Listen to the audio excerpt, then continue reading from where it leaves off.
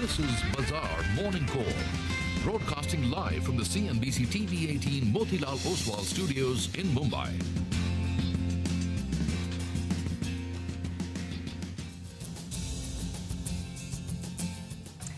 Good morning. Welcome to Bazaar Morning Call. You're watching us live from the CNBC-TV18 Motilal Oswal studio. I'm Sonia and with me are Rima and Nigel.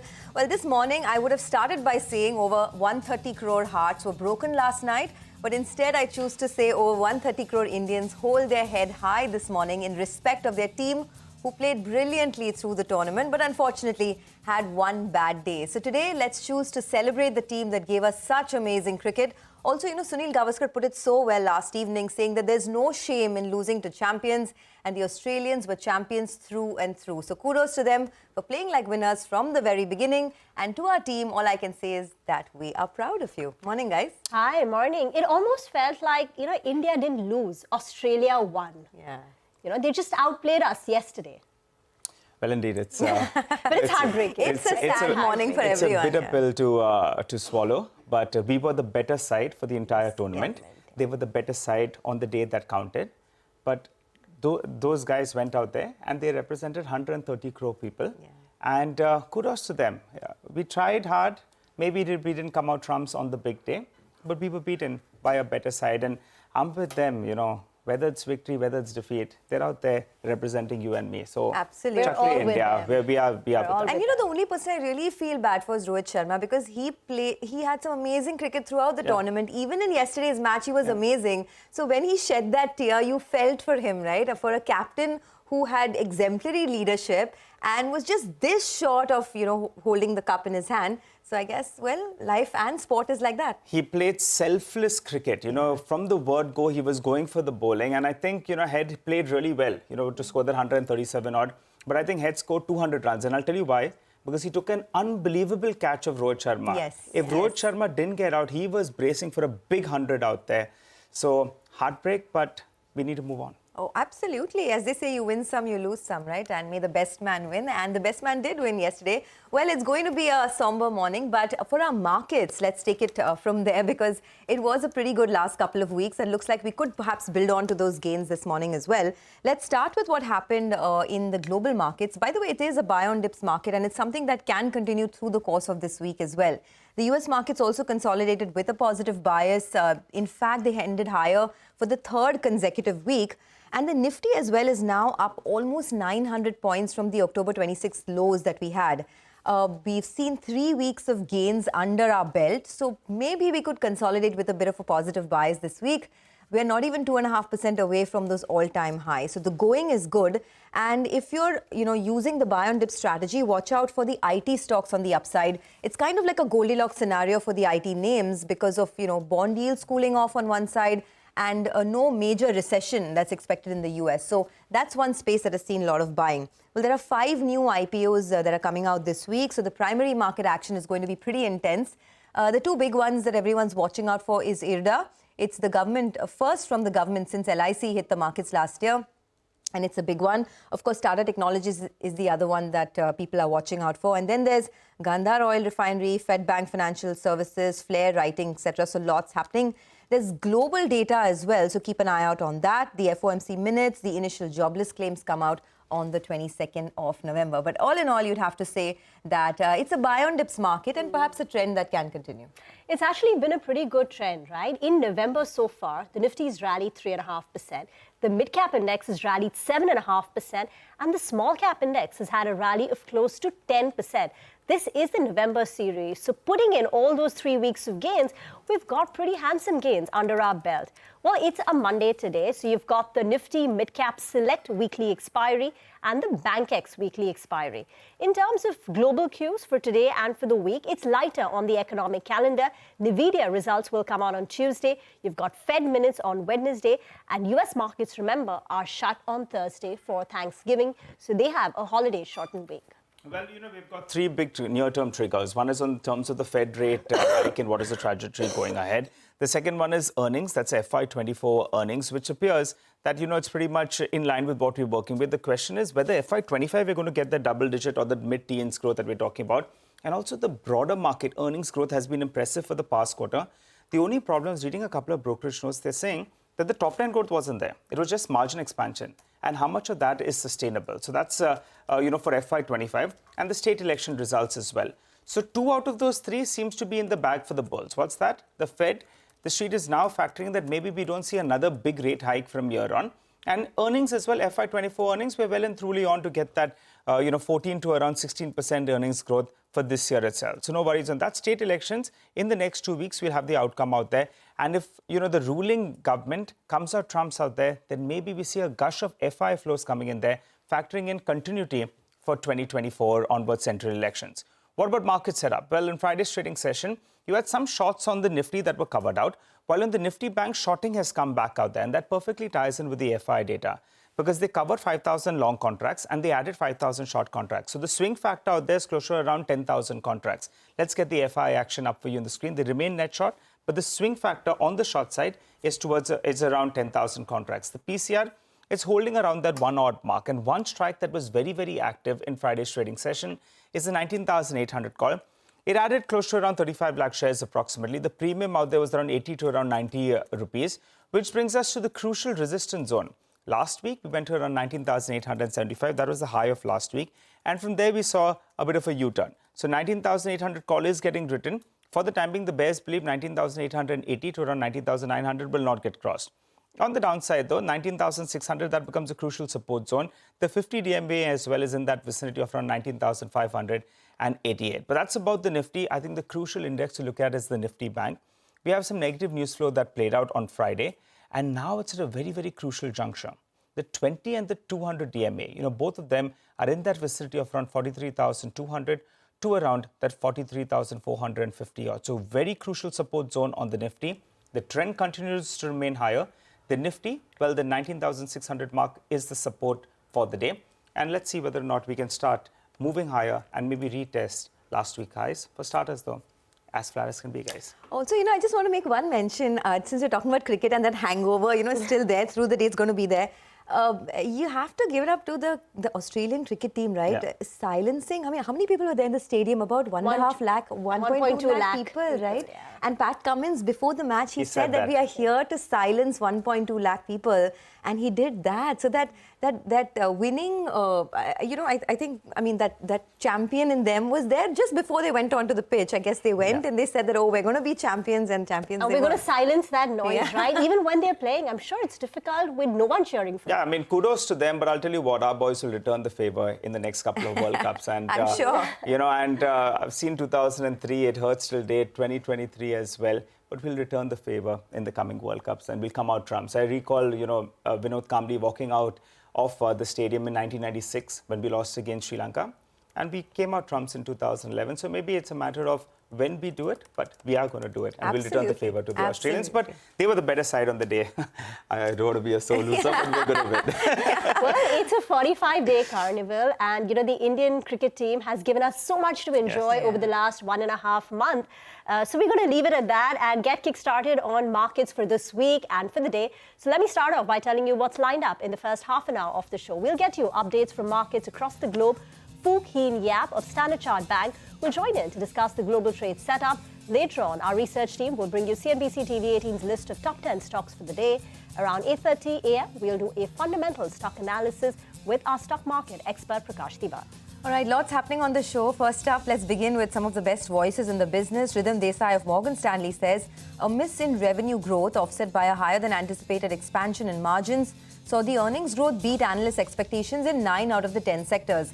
Broad market earnings were up sequentially but underperformed. Ridham believes that the earnings upcycle trend in India remains quite intact. We have another opinion coming in from Surendra Goyal of Citi. He says key sectors with earnings beat and upward revisions to estimates included industrial, healthcare, energy and auto, while sectors with earnings miss and an earnings downgrade included telecom, materials and IT. They continue to prefer large caps over mid caps as large cap valuations remain relatively more reasonable with a decent earnings outlook. Citi's most preferred sectors remain banks, PSU utilities, defense and autos. Their June 2024 Nifty target of 21,000 has a 7% upside from current levels. All right, that's Surendra Goyal of Citi, 21,000 target on the Nifty by June 2024. Well, let's look at some money market views as well. On the rupee, B. Prasanna of ICICI Bank says that the dollar corrected sharply after softer inflation and labor data triggered an early rate cut. Pricing in the US, Asian and emerging market currencies recovered as risk sentiments improved with a fall in US yields and a broad-based dollar correction. Widening trade deficit beyond expected festive seasonality is a worry for the rupee. On the other hand, a softer dollar outlook with stabilizing FPI flows and lower oil prices will provide support. He expects the rupee to underperform fears and trade in a range of 83.05 to 83.55 this week, with the RBI smoothing the volatility. On the bonds, Prasanna says global yields resume their downward journey on the back of easing inflation prints and weakness in labor-related economic data. Crude has continued its softening buys ahead of the crucial OPEC meeting scheduled later this month. Local bonds also rallied as domestic inflation came in on expected lines with further moderation in core inflation. He expects bonds in India to trade with a positive bias, with the 10-year benchmark yield in the range of 7.15 to 7.25%. Well, we've got a lot of stock-specific action to track for you. We get to that in just a bit in our special Top 10 segment. For the time being, I'll run you through the list. We're looking at Auto Pharma, Oberoi Realty, SBI Cards, Neogen Software, Keynes, Zen Technologies, and Drites. All of them on positive news flow. While on the flip side, you have Cipla, ESAF, Small Finance Bank, and Hikil. That'll be reacting to negative news flow. Let's get the global setup going. Phu Keen Yap, Senior Investment Strategist at Standard Chartered Bank, is with us on the show now. Phu, morning, and thank you very much for joining in. Well, the earnings season in India is done, and it's largely over in the United States as well. If you had to look at the next 3 months for the global markets, how would you expect markets to behave? What would be the key triggers and the direction it's going to take? Yeah, thanks very much. I mean, there's been a lot of talk about your seasonal strength and whether you get a Santa Claus rally. We have written recently that we think it is a fair chance that we can see the market rally continuing in the US. I mean, we laid out a few conditions. One was for the inflation to remain subdued, and we saw the CPI print there has been coming down. You know, especially core inflation ex shelter has been coming down close to the 2% pre-pandemic levels. So that is good and a boost for the market. We're also looking at the bond yields coming down, being subdued, and that's especially important for the growth sectors. And the US equities is very heavy in the growth sectors. A third factor that we point out is the risk in the Middle East, whether the conflict there, as long as it remains contained and doesn't spread in terms of how it could impact the oil prices and the oil market. We think if that factor is being contained, then the setup is still positive for the market recovery to continue since the lows at the end of October. I mean, the US market has went into a correction, and now the positioning is still quite low. We think that's favorable for the US market to continue in the near term for the next 3 months, and broadly for the global risk assets as well. We think it can continue for the next few months. Okay, that's a fairly positive view that we're waking up to. Phu, thanks a lot for joining in. So you're saying that the US markets are favorable and it's a positive situation for global risk assets. Got that. We have the FOMC minutes that come out later this week. What will the Fed minutes say about the path for US interest rates, according to you? Yeah, I mean, the Fed is still very cautious. I mean, you've got a few Fed speakers. Some of them are a bit more hawkish, some of them a bit more dovish. But we think that, Chair Powell himself is still very cautious. He's not ready to say that rate cuts are coming. We need to see data. We're going to be very dependent on data. So I think we'll see a bit of that debate coming up in the minutes. The markets are already pricing in, and bear in mind, the Fed has seldom disappointed the markets, if ever. And the market's already pricing in one rate cut by June next year, and then by two by July next year. I mean, our view is that you could have up to 3 cuts by September next year. So the outlook for the next few months, we think, is positive because of positioning, seasonal factors. But looking into next year on the 12-month view, it's still a big question whether we get a US recession or not. There's very mixed views out there. I mean, our view is that on balance, we still think it's likely we get a recession because of various factors. The consumer is weak, and then your long and variable lag in terms of interest rates coming through. But that's next year. And then the Fed minutes, we think, will be very cautious as well about the risk of whether you get a recession coming in next year as well. So on a 12-month view, actually, we have a neutral view for global equities. We do prefer the US. We think the US can outperform.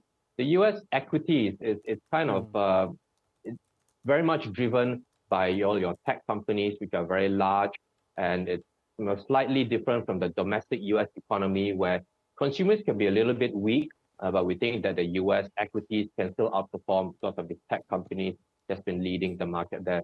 So on a 12-month view, we're still cautious of the recession.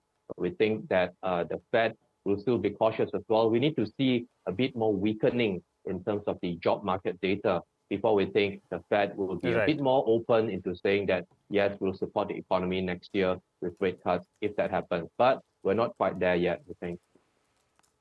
All right. Hi, Fook. Good morning. I recall the last time we chatted, you said that maybe you believe that the recession that we're anticipating could have been pushed by a couple of quarters, to early 2024.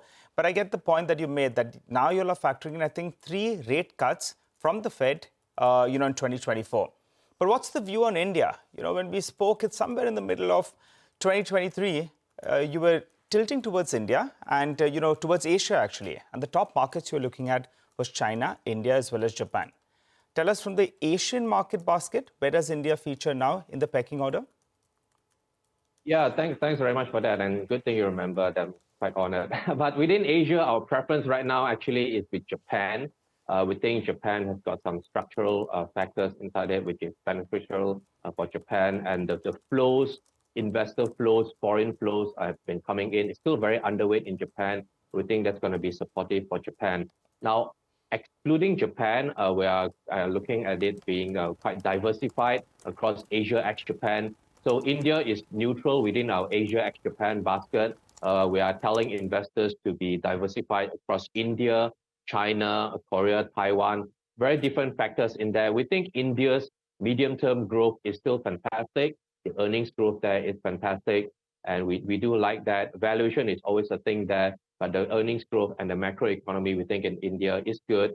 And the rate hike cycle as well, we think has come to an end. But our view within Asia ex-Japan is to be diversified across India, China, Korea, and Taiwan. And these markets, they have different drivers behind them. China is very, very cheap, right? But we're still waiting for news flow to turn. And then the tech-driven economies like Korea and Taiwan, we think the cyclical side of the semiconductors, we think is picking up into next year, and the trough actually is behind us. So to be diversified across Asia ex-Japan. Okay, thank you very much, Fook, for joining in. Like India, but in the Asia ex-Japan portfolio, the strategy would be to have a bit of a diversified portfolio with a play on China, Korea, South Korea, Taiwan, and India. We'll slip into a quick break on that note. Our list of top 10 stocks is lined up next. Stay tuned.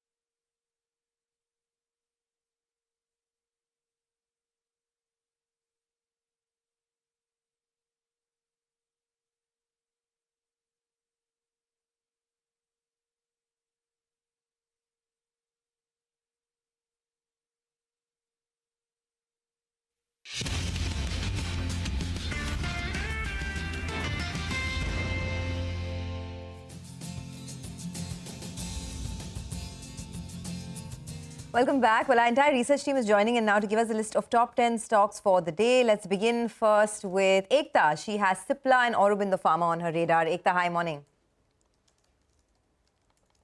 Hi, morning. Well, for Cipla, it's definitely going to be a piece of negative news because their Indore facility has received a warning letter from the US FDA. So just want to give you a timeline. In Feb of 2023, it was inspected, issued 8 observations by the US FDA. It was classified as official action indicated in August, and now they have received a warning letter in November. Now, the thing is that the impact is probably factored in because the warning letter was expected based on what the 8 observations were. And there is a delay in Advair generic, the inhaler, which is filed from this facility, which is already built into consensus estimates and the stock price, because the management has been talking about this quite a lot. So the new approvals will be put on hold from the Indore plant. They are working on a transfer of Advair generic to another site. Their likely launch is probably by early mid FY25, which is factored in. Now for Aurobindo, it's a small piece of news, important that they have, the US FDA has inspected APL's Telangana unit with 0 observations and no action indicated on the facility. So it's business as usual from that particular plant and hence a positive.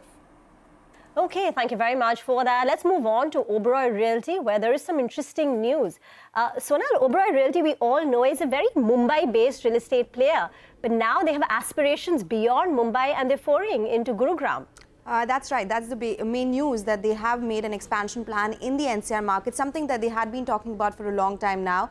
This time, via a land acquisition, they will be entering the NCR market, 14.8 acres land in Gurugram, and the consideration for this one is around 597 crore rupees as per the company. The total development potential here will be 2.5 million square feet, and it is an interesting foray because the NCR market is heating up, the prices there have been going higher, and there's a lot of entrance from other listed players as well, the Prestige, the likes of Prestige, and now Oberoi Realty as well. So we'll see how that pans out. But yes, this is an interesting piece news with respect to Oberoi Realty. Got it. Thanks a lot for that, Sonal. Well, let's hop across to Abhishek. He's here to tell us about SBI Cards and SFB. Abhishek? Well, to begin with, the SBI Card has given a clarification with respect to RBI norms. So they say that their capital adequacy ratio will reduce by 400 basis points of 4%. Remember that as of Q2 FY24, their capital adequacy ratio was at 23.3%. So if required, they'll raise a tier 2 capital, but they have no plans of raising money via equity. Increase in risk weights may lead to increase in borrowing costs for the industry. SBI Card is a AAA rated entity, and they have enough sources and diversified lender base to manage the impact of the equity or the capital adequacy ratio in their balance sheet. New rules will open opportunity for good quality customers acquisition is what the company has said. Coming on to ESAF SFB, the new listed player, they have reported their Q2 FY24 numbers and asset quality has deteriorated massively. So gross NPA in absolute value is up 68% quarter on quarter. Net NPA is up 54% quarter on quarter. Gross NPA ratio is at 2.64% versus 1.65% in the previous quarter. Net NPA ratio has also increased to 1.2% versus 0.8% sequentially. Calculation shows that there is slight improvement in their provision coverage ratio. AUM growth is weak at just 1.7% sequentially. Despite the fact that deposits are up more than 11% quarter on quarter. So the NII growth is at 36.5% YOY and about 2% quarter on quarter, while the PAT growth is at 143.35% YOY and up about 7.8% quarter on quarter on account of the fact that provisions have declined both YOY and quarter on quarter. So lower provisions have driven the PAT, but they have reported massive deterioration in the asset quality. Back to you. All right, thanks a lot for that. Well, let's go across to Sonal. She's tracking some more stocks that are in the news. Sonal, over to you. Well, there are 3 stocks on my radar today. Let me start with Newgen Software Technologies, because the company has a board meet scheduled on the 27th of November. That's next Monday, when they will consider an issue of bonus shares as well. So that means the stock could be in the green today. Keynes Tech, well, the board has approved a fundraise here to the tune of 1,400 crore rupees. This is via equity issuance. And Hikal, the next stock on our radar, there's some issues continue with their plans. Now, there were inconsistencies in several counts with respect to their pre-clearance applications, and that's the reason a warning has been issued to the compliance officer to ensure compliance. So that could be a bit of a dampener for the stock today. Got it. All right. Thanks a lot for that, Sonal. Well, let's go to Upasna, who's joining us to tell us about a couple of companies that have won orders, Zentech as well as RITES. Upasna? Zen Technologies has received new export order worth 42 crores, mainly in the defense simulators. Mind you that the company's order book stands at 1400 crores as of Q2 FY24, and company has given a revenue guidance of almost 450 crores in FY24, which currently stands at 198 crores as of H1 FY24. Moving forward towards REIT, the company was bidding for two tenders from CFM Mozambique. One was for the supply of 10 diesel electric locomotives and other was for the supply of 300 high-side wagons. Now, company has been awarded the tender for 10 diesel electric locomotives for a total value of almost 37,680,008 US dollars, while the company has lost the second tender order that is for almost 300 high-side wagons. All right, thanks a lot for that. Here's a quick recap of our top stocks. Stocks with positive news flow. There's Aurobindo Pharma, Oberoi Realty, SBI Card, Newgen Software, Keynes Technologies, Zen Technology and RITES. While the stocks with negative news flow, there is Cipla, ESAF, Small Finance Bank and Hekal. But we also have a lot of brokerage notes coming through this morning. So Hormuz is joining in to tell us all the brokerage notes that you need to focus on for the day. Hormuz, good morning. Morning, Sonia. And first up, I'll start off with NMDC, where Citi has maintained its buy rating on the stock and has increased its price target to 190 rupees from 160 earlier. And it says that it is expecting upside to domestic ore prices, although the management is non-committal about the same. And it also says that NMDC's fine prices are trading at a 20% plus discount to export parity and that they have an headroom to rise by over 1,000 rupees a ton, although the rise may be slightly lower as domestic steel prices are facing a downside risk currently. On the valuation front, NMDC is trading at 3.8 times FY25 EV to EBITDA at an implied iron ore price of $115 a ton and is also allowing a free cash flow yield of 8.5%. Next up, we have Indian Hotels, where UBS has maintained its buy rating and has increased its price target to 500 rupees from 410 earlier. It says that the market appears skeptical about the company's average room rate and occupancy growth amidst a surge in luxury supply from other competitors, but it remains positive on the overall demand-supply balance of the market. And UBS further says that Indian Hotels can continue to surprise on the average room rate, rooms and occupancy growth, and as a result, it has upgraded its EBITDA estimates by 9% and 18% ahead of consensus for FY25 and 26. And lastly, we have Jefferies, which met the management of 7 IT companies, and it says that the conversations with them suggest that the demand uncertainty continues to persist. And it says that the increased revenue leakage and deeper furloughs in the third quarter suggest that the near-term growth outlook continues to remain weak. Additionally, Jefferies said that calendar year 2024 budgets could be revised downwards, and that poses a risk to the FY25 consensus estimates of 7.7%. However, the management commentary is inspiring stability on margins, but due to rich valuations and with no clear improvement in demand, the brokerage chooses to remain selective on IT stocks. Back to you. Hormuz, thank you very much for that. You know, there is another cautious note by Ambit on the technology sector, where they're saying that even after the cuts that we've seen, you know, after the Q2 numbers post the disappointment, the asking rate to achieve consensus expectations in FY25 is still very high. So they're saying that the asking rate for the top 5 IT companies, the tier 1 IT companies, from Q1, Q2, Q3, Q4, looking at the CQGR, is the highest in the last 6 years, ex of the COVID year, which had a COVID-related surge and, you know, etc. So they're saying that there is still scope for disappointments because the asking rate, the consensus expectations, is the highest. Asking rate to achieve the expectations is the highest in the last 6 years, ex of COVID impact. So that's another cautious note on IT this morning. But here's what we'll do. We'll get into a break. We'll come back. We'll be joined by a market expert, Prakash Diwan, for a fundamental stock analysis. Stay tuned.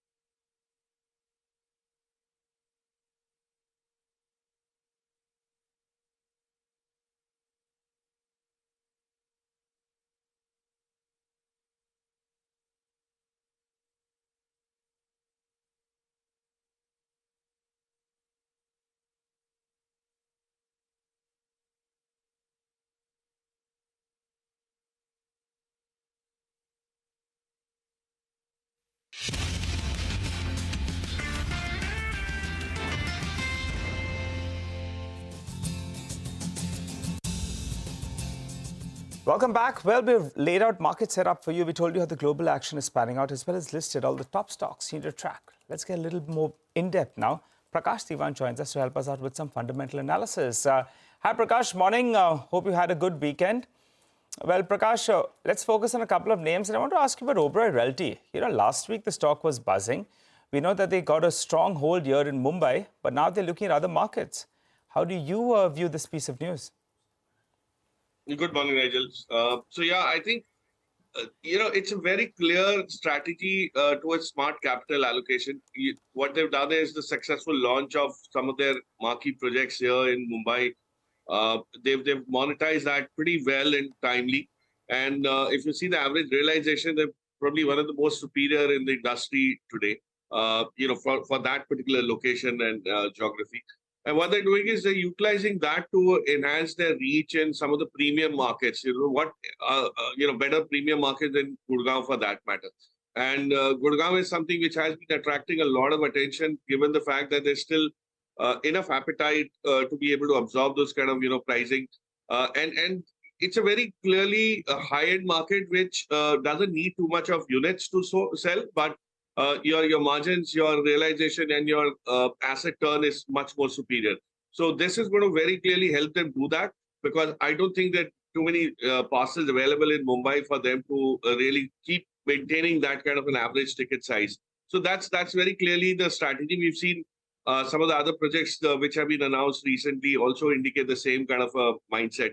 So I think it's very positive. But of course, the stock has already priced in quite a bit of all the salience from the Mumbai project. So don't expect fireworks just on the basis of this. But this sets the optionality for the next 12, 18 months for the stock to kind of be maintained at superior valuations. Okay. Prakash, hi, good morning. So this is a week full of IPOs, right? And I think all eyes will be on the Tata Technology IPO. It opens on Wednesday. It's the first one from the Tata Group in, I think, 20 years. So your thoughts, would you subscribe to this? Would you avoid it? Good morning, Sonia. So you got Rima sitting next to you. I'm sure she has enough to add on that. But, I think Tata Tech as an IPO is, first and foremost, is available at, it's being offered at a price which is far lesser than what the unlisted market was indicating till a few months back. So that has kind of added to the attractiveness of sorts, in addition to the fact that it's the first Tata IPO after a long, long time. But remember one thing, this is a business which is going to be slightly different in terms of scaling up. It's not like what a Tata Elxsi or a TCS could probably do. This is more akin to the ER&D kind of businesses that a KPIT specializes in. And that's exactly why it was always housed in Tata Motors, right? So it has its salience. It's going to be kind of be able to build further from here on and go beyond just a captive kind of a segment that it has been catering to. But, allotments in these IPOs is going to be a very tough challenge. I would look at it or re-look at it post-listing rather than listing. I know there could be some attempt at getting some allotments given the fact that, there's always a chance, but it's more of a lottery ticket kind of a thing at this point in time. But from a long-term perspective, once it gets listed and if it's not over the top, you definitely should have it on your portfolio. The other IPOs are far more interesting in terms of, ability to get some allotments and buy in, for example, Irida. So if you, look at that, I think that's far more promising from a long-term perspective, given the fact that they are way ahead in renewables than anybody else. And what PFC, REC have demonstrated in the last 12, 18 months, the renewable portfolio is growing at a scorching pace. And then there will always be a gap that needs to be filled up, which renewables will suffice. And Irida could probably grow from here on. It's being available at one-time book at 8,200 crores market cap, wherever it is. So you have ample room for growth in the long term. So this is going to be something like some of the railway stocks, which came were not very attractive looking at the point. They came with an IPO, let's say, let's say an IRFC, but then, subsequently people realize the salience from a long-term perspective. So this could probably be one of the better ones. Just a word on Tata Tech's valuations. At the upper end, Tata Tech is going to be valued at 32 times FY23.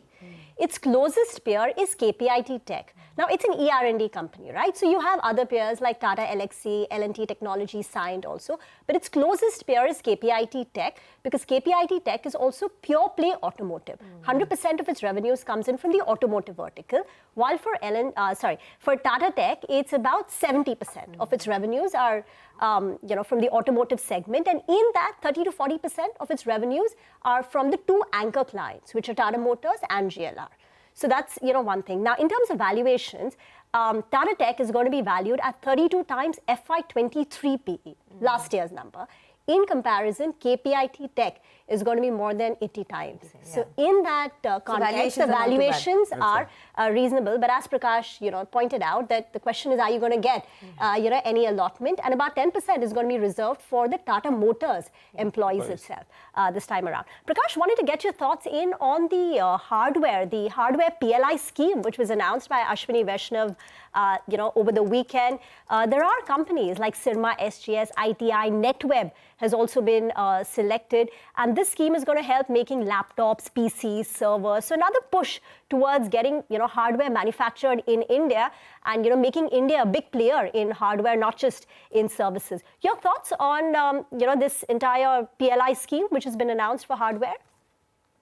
So good morning, Rima. So I think it's extremely well timed. The government has been attempting to do this since almost middle of this year, when they started with that import ban and then relaunched that PLI. But the fact that now you have so many takers and wanting to participate means that probably the ecosystem is about to get established. We've seen that on the smartphone side. The same thing you would have 1 year down the line. We'll be talking about how much contribution these companies have started doing towards the supply of PCs and laptops in India. But remember, most of the players, very few of them are listed, as some of them you pointed out. It's very fragmented as a market right now. So for us, from a stock market perspective, there might not be much of a play, except for a company like Optimius or something, which has been into it for quite some time, and people love that name. It's not a recommendation, just to let you know, but the point is that there will be very few players which will start kind of sparkling out of this PLI list. But it will change the way some of the other businesses will pan out. So what I'm looking at is anybody who's into recycling of hardware eventually will also have a place under the sun, for the simple reason that the supply is going to be very domestic.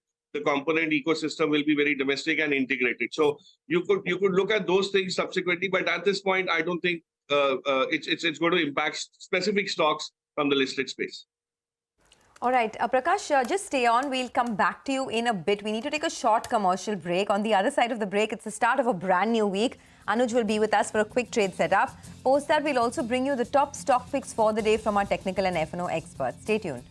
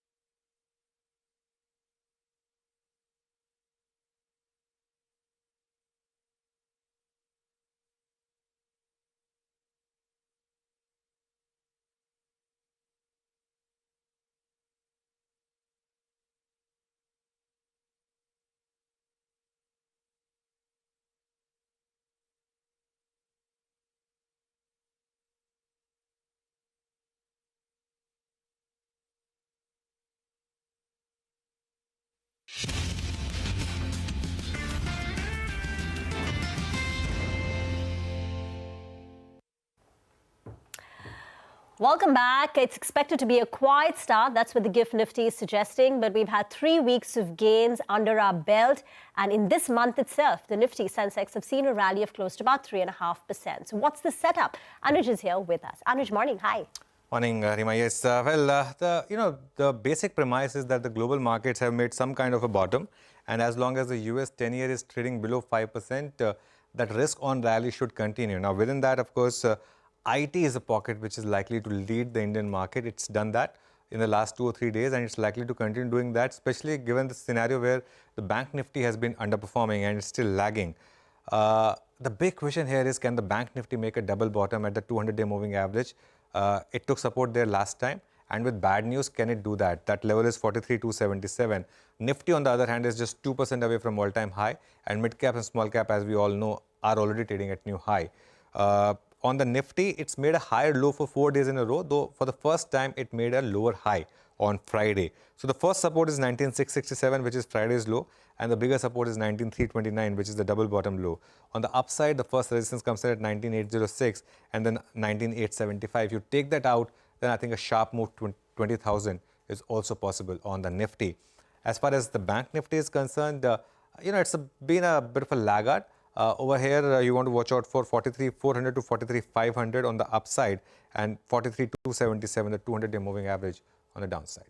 Okay, Anuj, that's about the market. But just tell us in one word, if you had to sum up all your emotions that you had, in the event last night, the World Cup match. I mean, none of us could go, so you're the only one in the studio who could be there. Sum it up for us. In 1992, there was a movie, Jo Jeeta Wahi Sikandar, in which, Asrani goes to Kulbhushan Kharbanda and he says that Ratan ne is baar to almost jeet hi liya tha gold medal. He says, I don't care. Jo jeeta wahi Sikandar. At the end of the day, all we will remember 10 years down the line is that Australia won the World Cup. It doesn't matter whether we won 11 matches or not. We were not there yesterday.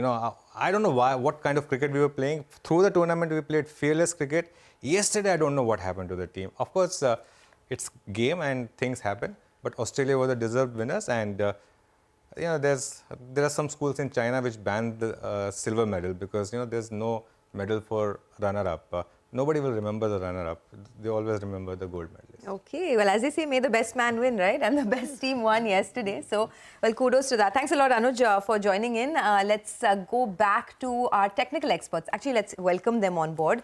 Mitesh Thakkar and Sudarshan Sukhani are joining in. But before that, I think Prakash Diwan is still with us. So let me get a couple of views from him.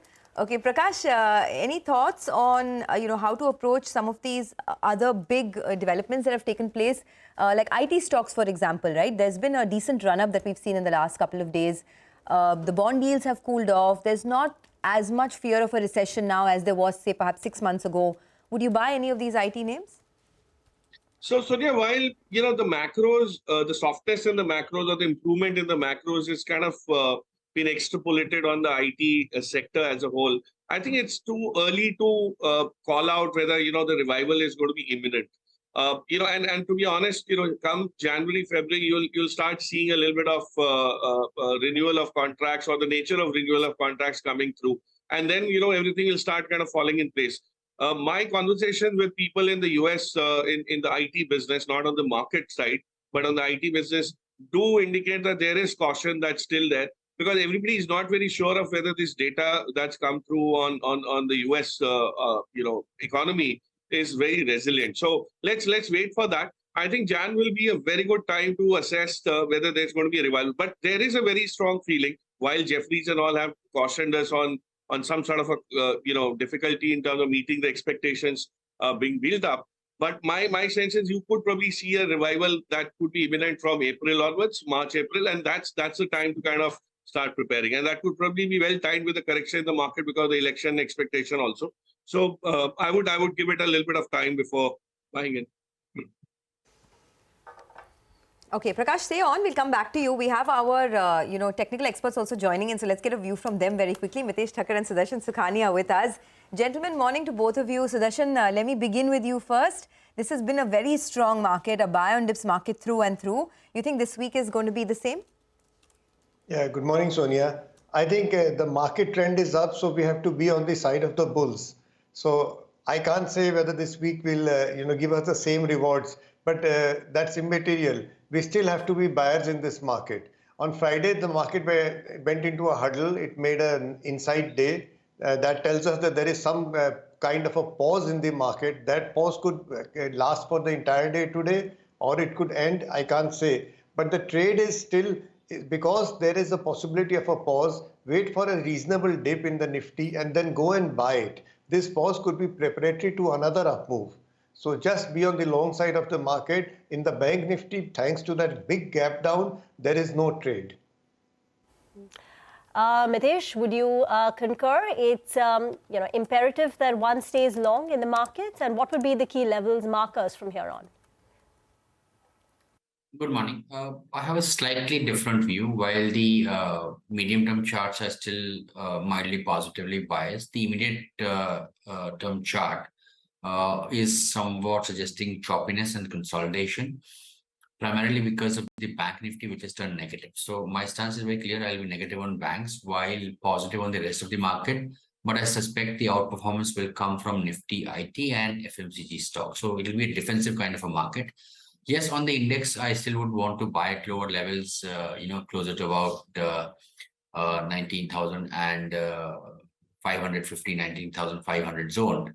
But having said that, I think the choice of stocks will be from the defensive sectors like IT and FMCG. And banks, I still believe that would be a sell-on rallies, which means that you will not see the index progress significantly because the Bank Nifty constitutes about 35-40% of the Nifty weightage, and therefore there will be volatility.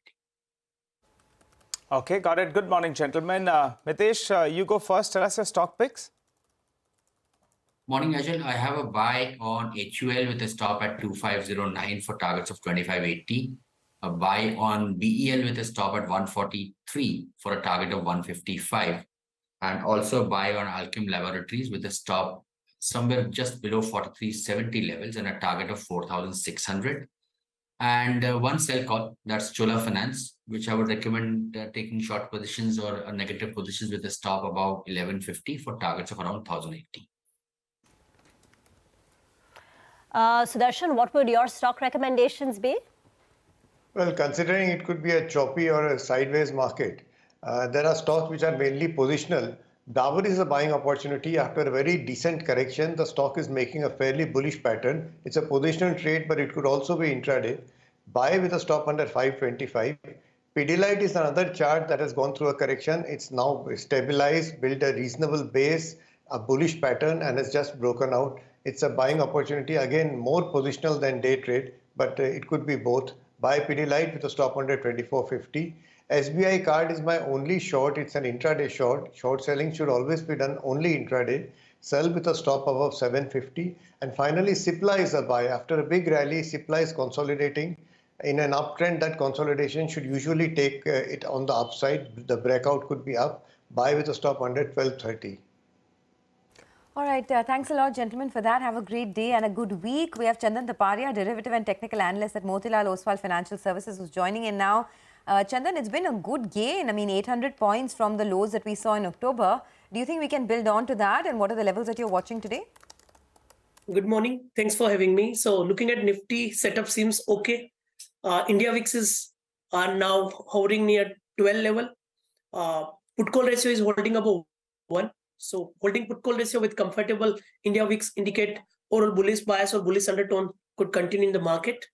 We have seen that Nifty is respecting to its rising support trend line and holding well above its key moving averages. So positive stance and a small decline will be buying opportunity.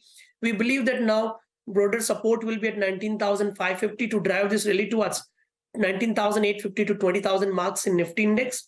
But when I talk about Bank Nifty here, bias is slight mix because we formed a bearish setup. In fact, call writing is visible.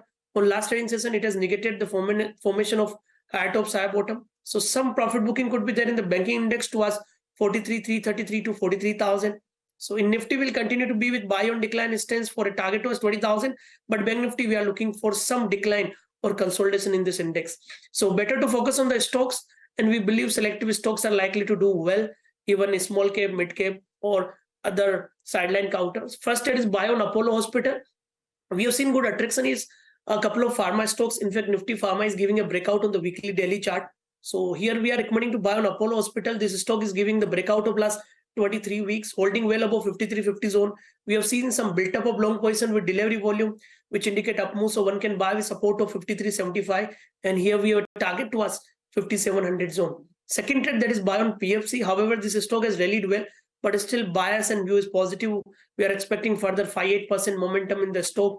One of the strongest counter in the entire F&O space. So one can continue to be with trailing support of 305. Here we have a target towards 326 zone. Last trading idea, that is buy on Tata Consumer. This stock has given a consolidation breakout after 26 long months, and selective FMCG stocks are doing well. We have noticed that on weekly chart it is forming the higher base, and this breakout could give the 10 to 15% up move. So recommending to buy on Tata Consumer with immediate support of 915 and expecting a surge towards 975 levels in the counter. Thank you, Chandan, for joining in. Here's what we'll do: get into a break. We'll come back with, after the break, we'll get chatting with the management of Metropolis. Amira Shah, promoter and MD, will be joining in, and we'll also have the pre-opening rates.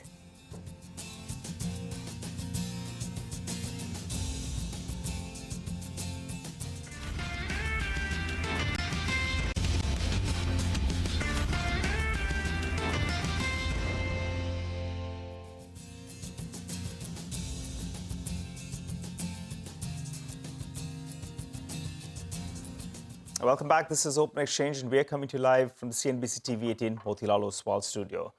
Prakash Thiban is still with us. Well, Prakash, I wanted to ask you about what are you making of some of these ferrous stocks. We've seen some of them correct a little bit from the top. The problem now is that domestic prices are at a premium in comparison to Chinese prices. How do you see things panning out? No, so it's a fairly inverted kind of a price chart for sure. But what's going to work in favor of most of the Indian players is going to be their ability to not just keep the supply side intact with captive mines and processes which are in place, but also make sure that they have the efficiencies being built in. So from that perspective, if you look at a very simple name like Sandur Manganese, the fact that they have enough of a captive mine capacity, and the fact that they could probably also in the near future look at some sort of pelletization to improve their yields and all, will make sure that the cost efficiencies of the production are in place. But otherwise, it's going to be largely a play for most of the larger players, Nigel, and you track them so closely, the likes of JSPL and JSW. That's where efficiencies will probably help. I don't see a very quick turnaround in situation in the Chinese pricing, because they've been dumping all over the place, whatever excess they've been making. And I think it's just keeping a lid because of the hope that some sort of a revival to, the exports to the US from China might kind of start improving. So that's the only reason why, there is some sort of a underlying buoyancy. But otherwise, I think it's all well priced in terms of whatever we've seen. But the bigger players are what you could play if you are looking at slightly longer term view on the steel side. But there's nothing very exciting, as I said, except for the ones which are smaller players like Godavari and, smaller is relative to the GSPLs and Tata Steels of the world. Got it. Or the Sandur Manganeses of the world. Okay, Prakash, I wanted your thought on diagnostic companies, because what we've noticed in the past many weeks is that the competition has come off a little bit. But before I come to you, I'm going to get one of the players on board. Metropolis Healthcare is the stock that we're talking about. The Q2 conference call that was held a while back had the management talking about how discounting from new age players has reduced quite a bit, and the company is witnessing a reduced traction in metros as well. However, they are optimistic on the western region. Amira Shah, promoter and MD at Metropolis Healthcare, joins us now to talk about that. Amira, hi, good morning. And first of all, at the onset, let me wish you, greetings of the season. Hope you have a great year ahead. Thank you for being with us on the channel. I remember the last time we spoke, you had said that discounting has reduced. But what this also has done is caused, double-digit growth in your own business. So Mumbai, for example, has grown well with almost a 13% growth in Q2. Can you tell us, just tie both of those data points in, on discounting, do you expect it to reduce further? And this kind of growth in the western region or in the Mumbai region, is this something that is sustainable? Hi, best wishes to you as well. So I think overall as an organization, we grew at about non-COVID, which was the core business, keeping aside any COVID and government contracts, grew at about 13% Q2. which was mostly led by volume, about 10%, and about 3% was led by a revenue per patient increase. Actually, the Western region grew much faster for us than 13%, which are actually our core markets. There has always been a misinterpretation or misunderstanding in the industry that because new age players came in, it somehow impacted incumbents from growing. Actually, it was more the COVID coming off that really impacted incumbents. And we have seen that at least for Metropolis, we have gone on to go back to pre-COVID growth levels. Margins are also very similar, just adjusting for the additional expansion that we are doing, which we were not doing pre-COVID in terms of lab expansion. So I think we are pretty much back to pre-COVID levels from a growth perspective. And H1 for us is usually a little bit slower growth. H2 tends to be a little bit better. While Q3 is obviously not the best quarter, it's probably the lowest quarter of the year, but Q4 tends to be the best quarter of the year. So look forward to a better H2 as we go forward, even better. But I think we are feeling very positive about the years ahead. Ameera, morning. So can you talk about H2? If in Q2 you had a volume growth of about 10%, what can Q3, Q4 look like? Because I understand that there was also some spillover of sales from Q2 to Q3.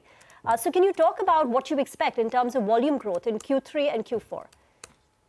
See, September, actually, if you see, August had low growth in India. Some of that monsoon came in September, because of which we'll see early part of October slightly benefiting. But also we have to remember that Diwali and festivals for our business are actually the worst time, unlike FMCG or unlike retail. For us, it's the worst time because people are obviously very busy in festivities and they're not so much focusing on their health. So usually, like last year, Diwali was in October, and therefore this year's October looks much better. But then November, comparatively, obviously, because there was Diwali in November this year, will look poorer. So overall, we find that Q3 tends to be a subdued quarter because of all the festivals that happen. September also has a lot of festivals, including Ganesh Chaturthi, etc., in the Western region, which does impact. And therefore, like I said, Q3 will be subdued, but Q4 will definitely shine bright. All right. Hi, Ameera. Good morning. You want to put a number to that? What kind of volume growth would you be looking at, say, for the year on the whole? You've told us that the volume growth in the past quarter was 10%. And what about pricing? It was up by close to around 3%. Do you see any kind of headroom that you can go ahead and push through another price increase? Two numbers I'm looking forward to. A broad range will do as well. So actually, 3% was not because of pricing. 3% was because of product mix. So actually, as we are moving customers and the kind of tests and more specialized tests up the value chain, we are seeing an increase in RPP, which is revenue per patient, which is actually in our case for Metropolis not happened really through price, but more through just moving up the value chain, right? Each company in our industry has their own pricing timeline. Our industry doesn't function as sort of everybody does a price rise at the same time. So we did not take any significant price rise this so far, and actually would potentially look at a price rise next year. So far this has been all without price rise, purely led by volume and value mix. Okay, all right. Since you're saying the product mix is turning for the better, premium wellness I think is close to around 14% of your revenue mix. You could correct me on that number. Where do you see that number headed to? And also specialized test revenue, I think rough run rate you're doing is around 100 crores on a quarterly basis. Where do both these two numbers head to? So specialized, like you rightly said, is about 36 to 37% contribution for us overall of the entire business. And this is specialized and super specialized. Yeah, so these are tests which probably most consumers have never even heard of. These are not the common tests that people hear about. So that is definitely one of the fastest growing segments for Metropolis, because people usually come to us when they really want a result which is very accurate and trusted and guaranteed, because they're dealing with some very complicated illnesses in their lives. Premium wellness, you're right, is at about 14-15% contribution, and we see over the next few years this will keep inching up and moving sort of towards 19 to 20%. So I think both these areas are good for us. Yeah. Sure. Just before we let you go, you have a big expansion plan, right? You're looking to open nearly, 90 labs by FY25. And of course, there's so much competition as well. Just trying to understand, what would the average margin band for the company be over the next couple of years? So actually, if you see pre-COVID, we were at about 26 to 27% reported EBITDA. We are currently closer to about 25. Last year, we were about 25.5%. We are closer to about 25.5% again from an operating EBITDA perspective. So I think we have managed to actually retain our margins of pre-COVID despite the aggressive plan of lab expansion that we're doing. In the beginning of this year, we already opened 15 labs, new labs, and we're opening another 15 more in the second half of the year. So 30 labs this year.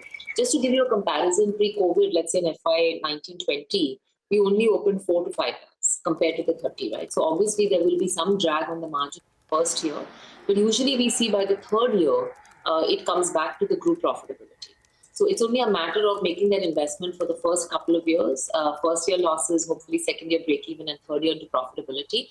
But this will really help us make real great inroads into tier 2, tier 3 towns, really build volumes and be able to really acquire new customers, in these markets, which we believe will continue to be very important for the runway growth for the next many years.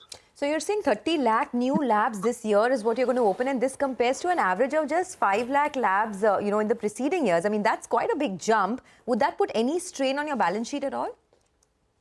Not really. I mean, the capex requirement for these labs is not significant. Actually, we've seen it. The issue is actually not so much capex. It's more about your ability to build a brand and build a brand in the right way. The easy thing to do in our industry is to come in, put a lab and start discounting and try to build something. But that business doesn't sustain, it's not sticky. And frankly, the quality of that business will never take you to good unit economics. So the hard part is actually to build it through the right way, where a brand like Metropolis shines through, where we can really build good quality business, which will give us profit. So that's what we are doing. And I think as we continue to do that across the country, in tier 2, tier 3 markets, it will pay rich dividends in the time to come. Okay, Amira, great chatting with you. Thank you very much for joining in. Enjoy the rest of the week. Sudarshan is back with us for a 9:10 call. Sudarshan? Well, consider buying Dabur with a stop under 525. And Mitesh, what about you? I'll go with HUL, so it's FMCG stock again. Keep a stop below 25.10, look for targets of 25.80. Okay, let's hop across to Vivek now. He's joining in to give us the Momentumizer stock of the day. Vivek, what's on your list? Well, absolutely. Today what we are focusing on is a company that we don't discuss too often. Name of the company is PCBL, Philips Carbon Black Limited. Now, looking at the price action, this particular stock came on our radar in the week gone by. It was up almost 11% in the last 3 trading sessions. Stock ended over 7% higher on Friday with strong volumes. And the stock now is currently trading at a lifetime high as well. Technically, the stock is trading about 50, 100 as well as 200 DMAs. And in just the last 2 months, this particular stock is up 44%. So what's actually changed for the company? Remember, the company is India's largest and the world's 7th largest carbon black company. And interestingly, JM Financial on November 15th initiated coverage on the stock with a buy rating. They have a target price of 290 rupees a share. They're saying that the company is well placed to capitalize on several structural tailwinds. Number one, the tailwinds include higher feedstock price in China and also a very tight demand-supply situation that is actually aiding the prices. Along with that, the company, according to JM, is upping the ante as far as specialty as well as performance black segment is concerned. And the company is placing emphasis on conductive and superconductive grade carbon blacks used in, electric vehicle batteries. So this particular team of the company giving raw materials as far as electric vehicle battery is what is keeping, the stock as well as markets quite buoyant on this particular stock. Interesting to see how the stock performs going ahead. Okay, thanks a lot for that, Vivek. Well, I'm looking at NMDC Cities come out with a note and they've gone ahead and increased their target price to around 190 rupees from around 160 earlier. They're highlighting 2 aspects, basically. One is on pricing and the second factor is on valuations. Let's focus on the pricing aspect first. They believe that the domestic iron ore prices could firm up. They do highlight, though, that the management is non-committal on price increases. And they give us rationale because NMDC's fines pricing, well, it is at a 20% discount in comparison to export parity. So one factor is that. So they believe that NMDC has the headroom to go ahead and increase prices by around 1,000 rupees per ton. Though they say the actual increase could be lower because they're seeing a downside risk to steel prices. Remember, you use iron ore to make steel. So there's a downside risk to steel prices. Then maybe the price hike that they're anticipating, though it could potentially be 1,000 rupees, they're saying it may not go the distance on that front. On valuations, they're saying the stock is trading at around 3.8 times its forward EBITDA. And they also highlight that they are considering in their EBITDA the iron ore prices at around $115 per ton. As of current prices, iron ore prices are around $130 per ton. So they're considering a lower price going ahead, and yet it's trading at around 3.8 times. Global peers, they say, are trading at roughly around 4.5 to around 6 times. So in that context, it's relatively more attractive. And also free cash flow yield it's offering is around 8.5%. So put all those factors together, Citi is positive on NMDC. But Rima, you're tracking a couple of other stocks as well? Yes, before that, let's just quickly go across to Mitesh and find out if he has any more stocks that he would recommend, because we're just about 3 minutes left for markets to open. Mitesh? So, Rima, while I spoke about IT stocks, I didn't cover them in my recommendations because I had covered them on Thursday and Friday. But I think that's the sector traders should focus upon. Tech Mahindra, HCL Tech, Infosys, TCS, as well as Wipro. All the big five, I think, look very good to me. And any mild decline of 1%, 1.5% would be an opportunity to add to long positions. And I'm looking at about broadly 7 to 8% kind of rally. Yes, so technically IT looks good, but fundamentally analysts don't appear to be convinced. So I'm just reading out a note written by Ambit, where they're saying that despite the cuts that we've seen in earnings estimates after the Q2 disappointment in earnings, the asking rate, that asking rate means if the consensus expectation for FY25 growth, if the company has to achieve it, then the companies need to deliver about a 2 to 3% quarterly revenue growth in Q1, Q2, Q3, Q4, which is basically your ask rate, right? What does a company need to deliver every quarter in Q1, Q2, Q3, Q4 to achieve the consensus expectation? And that, according to Ambit, is still very high, and it's the highest that we've seen in the last 6 years, ex of the COVID year, which was an unusual jump because there was a lot of pent-up demand, which benefited FY22. So for TCS, the company needs to do 2.9% on an average in Q1, Q2, Q3, Q4 to achieve the consensus expectation. And this is the ask rate for the other IT companies. So according to Ambit, this is on the higher side. Only for HCL Tech, they're saying the asking rate is reasonable because if the company has to meet street expectation, analyst expectations, they need to do about a 1.9% revenue growth every quarter in FY25. According to them, it's reasonable. For tier 2 companies, tier 2 basically means mid caps. The asking rates are even higher, 2.7 to 3.9%. So that, according to them, is on the higher side. It's in line or above the 5-year average that the companies have delivered ex of FY22. And particularly, expectations for LTI, Mindtree, Coforge, Persistent are at the higher end, and therefore there is a risk. And valuations too, according to them, are at a premium because if I compare them to pre-COVID levels, for tier 1 IT companies, it's at a 36% premium, and for mid caps, it's at a 100% premium to the pre-COVID average multiples. So according to them, valuations are still expensive. Okay, by the way, the market is all set to open. So let's keep our eyes peeled on the market opening this morning. Remember, we've had a positive bias for the last many days. Today, maybe you could see some consolidation. At least that's what the pre-opening rates are indicating. We had some good consolidation on Friday from the US markets as well. US markets ended the week with 3 straight weeks of gains. And the Nifty has already gained about 850 points from the October 26th lows. So maybe, just maybe today, you could see some amount of consolidation on the screen. But we'll take it as it comes. Here's the first take on the index this morning. It's a flat with a bit of a positive bias. The mid-cap index is actually doing much better. So 100 points in the green, 80 points in the green. Now the Nifty is just flitting between the red and the green line. What's charging ahead this morning is ONGC, up about 0.8%. All your IT stocks, as we were saying, earlier, IT companies have been doing well for the last many days. The cool-off in bond yields and, of course, fears of recession are receding now. So that has, provided some support to the IT names. HCL Tech, Infosys, all in the green right now. Tech Mahindra also holding up. Hero MotoCorp, Tata Consumer Products, HDFC Life, a couple of other stocks that are trending in the green. Apart from that, Bharti Airtel is not too bad, up about 0.2%. In fact, some of the monthly gainers continue to move higher. So Coal India, for example, has been the biggest gainer this month, up over 10%. It's still up about 0.5% this morning, so building on to its gains. On the losing end, it's banks. So Bank Nifty is down about 85 points, dragged lower by Axis Bank, Kotak Mahindra Bank, ICICI Bank.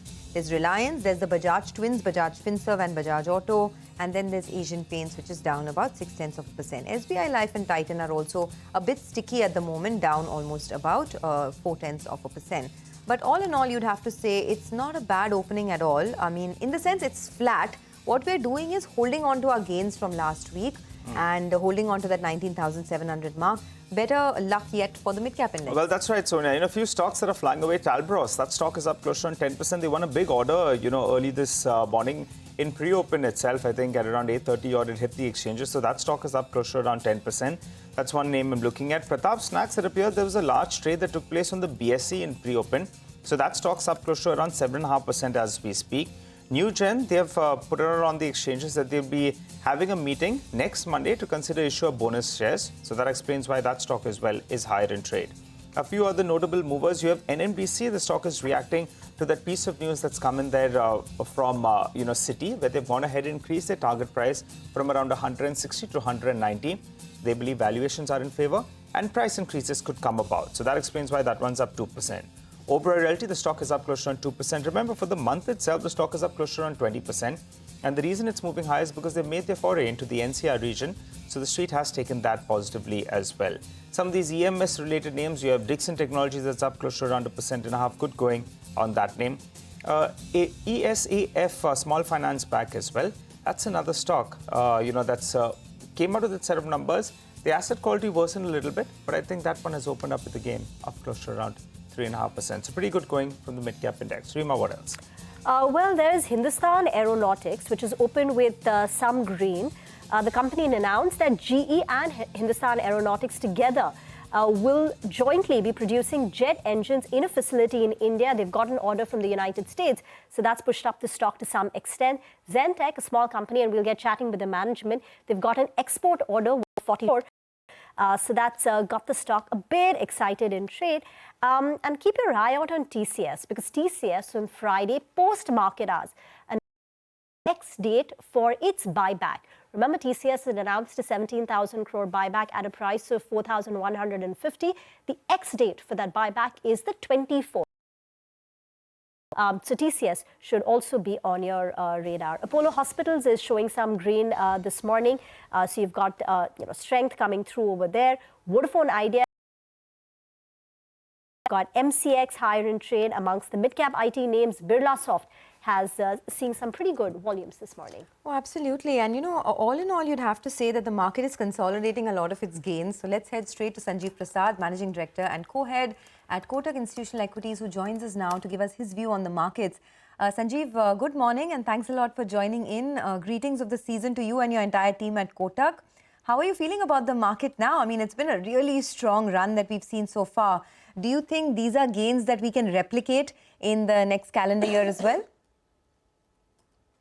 Well, I think you're talking about Nifty, right? Obviously, last few weeks have been good for the market in general, given the fact that there is some belief now that the US and global interest rates are peaked and will start coming down sometime, maybe starting from April, May of next year. So that's what has been the big driving force for the Indian market too.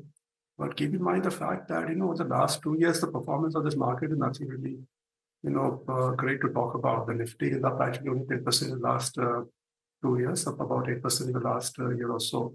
So keep that in context, the recent excitement. Having said that, the real excitement is not so much in the large cap, but in the mid cap and small cap names, where the indexes themselves are run up about 30 to 40% in the last 6 months alone, and some of the stocks, especially in the investment-related sectors, have even doubled in the last 6 months or so. So it's a funny sort of a market in the sense you can actually break it down into three markets in the same market. You have the bear market in large cap, which aren't doing too well. You have a general bull market in the rest of the market, I would say, and then you have probably a bubble market in many of the mid cap and small cap names. I remember this note that you'd written last week, right, about the three distinct markets: mega caps, bear market, large caps, quality mid caps in a bull market, and mid and small caps are in a bubble market. And Sanjeev, you had flagged off that, I think, what was it called? Mad mid cap rally. This was about a couple of months back. So tell us the portfolio approach, right, from here on, because despite the exhaustive, extensive run-up that we've seen in mid and small caps, they still continue to attract a lot of retail interest and stocks continue to run up, even if there have been some earnings disappointment. So what's the best way to construct your portfolio from now on? And which would be the mega caps, which are in a bear market, according to you? Which one should buy it and accumulate at current levels? Yeah, ultimately, as a general principle, you have to look at stocks more on a bottom-up basis and figure out whether there is any real value in the stocks based on whatever is the gap between the fair value of the company or the stock and the price.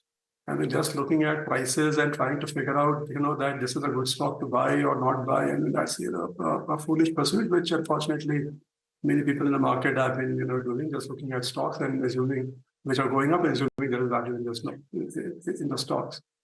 On a portfolio perspective, I think it's better to be the large caps now. The large caps, when I say it's mostly the mega caps, where at least we can see some value in some of them. If you look at the banks, they're pretty reasonably valued.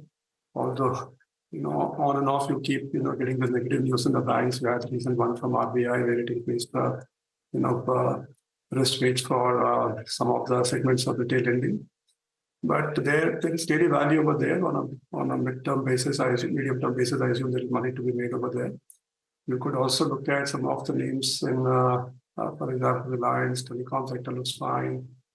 Some of the pharma healthcare names also look fine. So yeah, you can construct a portfolio where you can see some value in some of the names. But broadly speaking, it's not struggle really to find value in this market. Hi, Mr. Prasad. Good morning. Tell us, going by all that you've said, how have you rejigged your portfolio? I believe on select banking names, you'll have increased weightage, and on some of these chemicals, even specialty chemicals, you'll have trimmed your exposure out there. Tell us more. Since you talked about specialty chemical, that's in fact a good way to approach some of the mid-cap names. I mean, just remember the excitement in the same sector 2 years back. I mean, the stocks were trading at pretty high valuation, much higher stock prices. And look at what has happened to many of the stocks now. So I just hope, the market not setting up itself for some big disappointment in the sectors of stock that have run up in the last 6 months. On the portfolio part, really, we haven't really changed much. On the margin, we have changed a few things here and there. But as I said, honestly, it's struggled really to find too much of value in the name. So we are sticking with the same stocks, largely the large cap banks, some names in pharma, healthcare services, which I talked about earlier, overweight in consumers, underweight in IT, and Reliance and telecom are fine. So that's broadly the mix of stocks which we are having. We also have some capital goods stocks and real estate, although I'm just struggling with the way the stocks run up over there.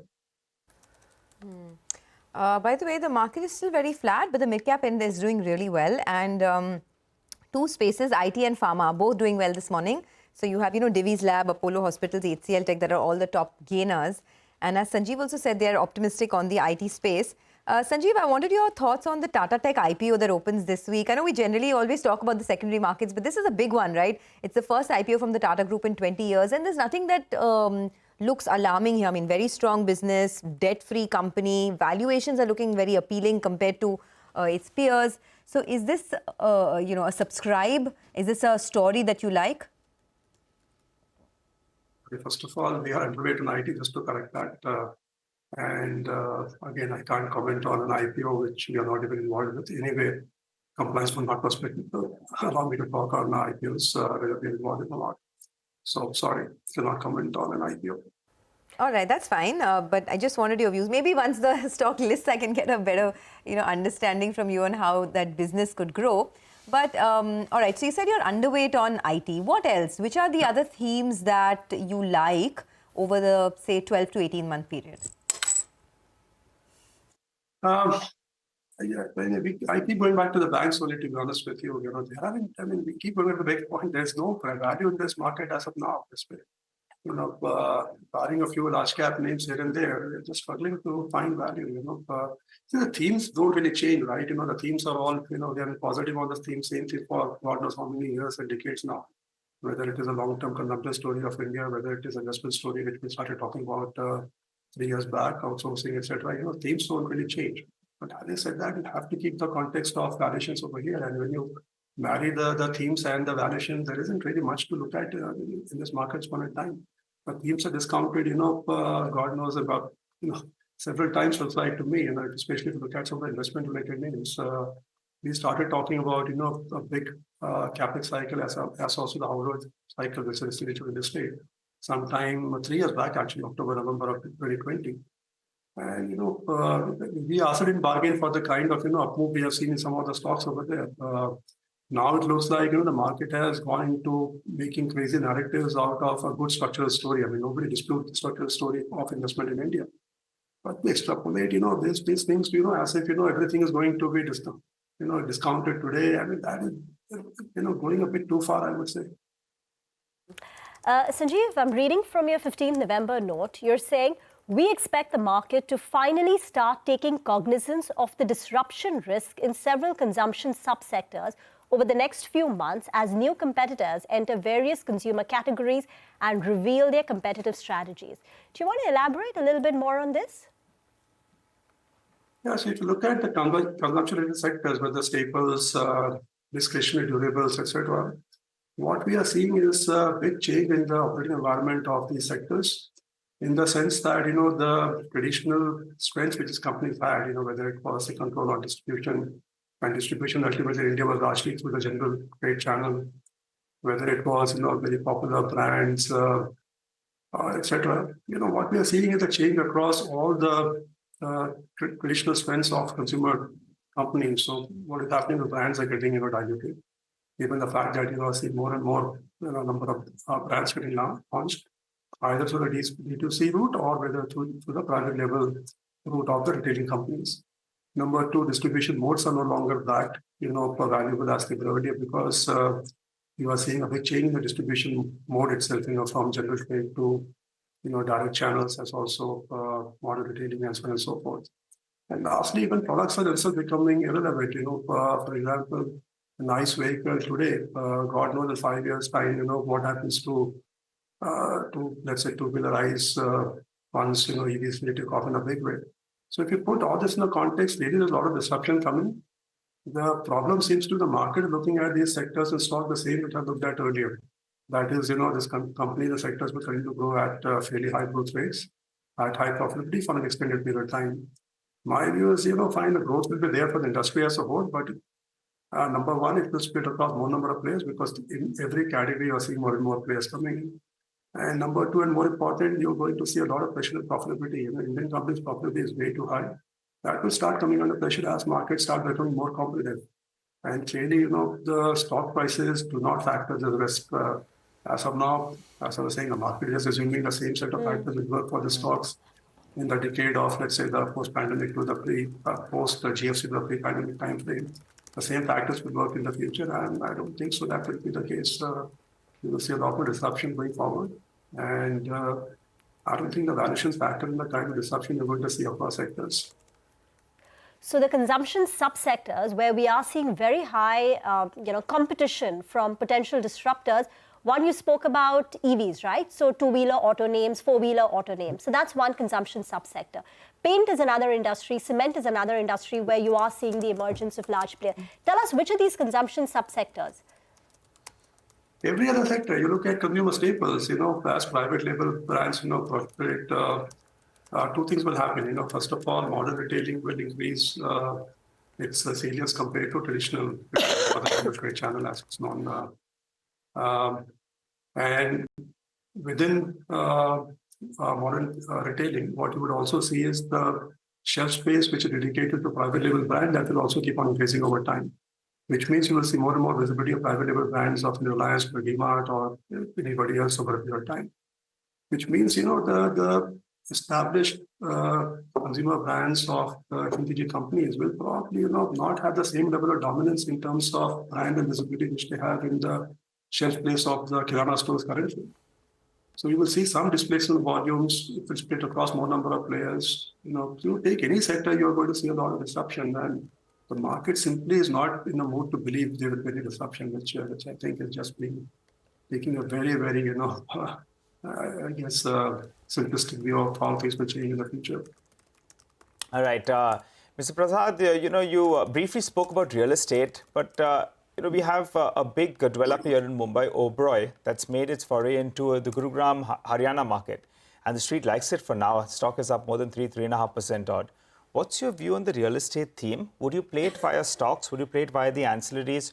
Or would you play it via the housing finance companies? We have been quite positive on this space for some time now. As I said, we've been talking about this since the last 3 years now. And the good thing, the real estate cycles are not, short cycles. They're not going to get over in 2-3 years' time. So I suspect this is going to be a longer-term cycle. Based on the following points. Number one, if you look at the real estate market in India, that was pretty much dead between 2012 all the way till 2021. Between 15 and 21 prices, most of the markets didn't go anywhere. Whether you look at the NCR market, Innova market, Pune, Bangalore, except for Hyderabad, prices have been pretty flat, which means that in real term, prices are actually down, affordability is up significantly. So the number one factor that, there is a lot of pent-up demand. Number two, affordability is great at this point in time. And number three, prices have just started to move up. Over the last 12 months, 18 months, we're starting to see some price movements in some of the markets. And that is probably the trigger for some of the households which have been sitting on hands, waiting for, prices to move up to start looking at real estate more favorably. And post-pandemic, anyway, I think people want to upgrade housing stock because the quality of housing stock in India is, as we all know, is not that great. And lastly, interest rates in India don't really mean much in the sense, we have only gone back to where we started before the pandemic. If you look at mortgage rates for prime mortgage lending, they used to be 8.5-9% before the pandemic. It went down to about 6.5-7%. We're back to about 8.5-9% currently. So interest rates really don't have that much impact on demand prices, and the fact that prices trying to move up, that's probably more relevant. So I think this can be a fairly large, long cycle, hopefully sustained 7-8 years or so. And if you compare, let's say, share of residential real estate as a proportion of GDP versus in China, we are nowhere near that. I think we have a long way to go. So that's a long-term story for me. Just Got it. Way to play. To play through any of the themes. Only caveat I will have is that some of the building material, construction materials companies' valuations are way too high, and you run the risk of many of these products becoming more what I call standardized over time. Eventually more and more sales in India will be done through large developers. I'm talking about real estate, large developments by large developers, and the traditional strength of the distribution of the building material companies are being, they hold on the distribution channel, which is the general channel. Eventually, you have to start moving, to direct sales to the builders or developers. And I don't know whether the profitability will hold out in that case. It could possibly a lot lower. So there is one risk which you need to keep in mind over here, that, the profitability of this building materials / construction companies would start, construction materials companies would start coming down over time. All right, Sanjeev, we'll let you go on that note. Thanks a lot for joining us. Appreciate your thoughts. Let's dip into a quick break. There's not too much happening in the market. So when we come back, we'll be joined by Ashok Atluri, who's the Chairman and Managing Director at Zen Technologies, to discuss their order win and the business outlook. Stay tuned.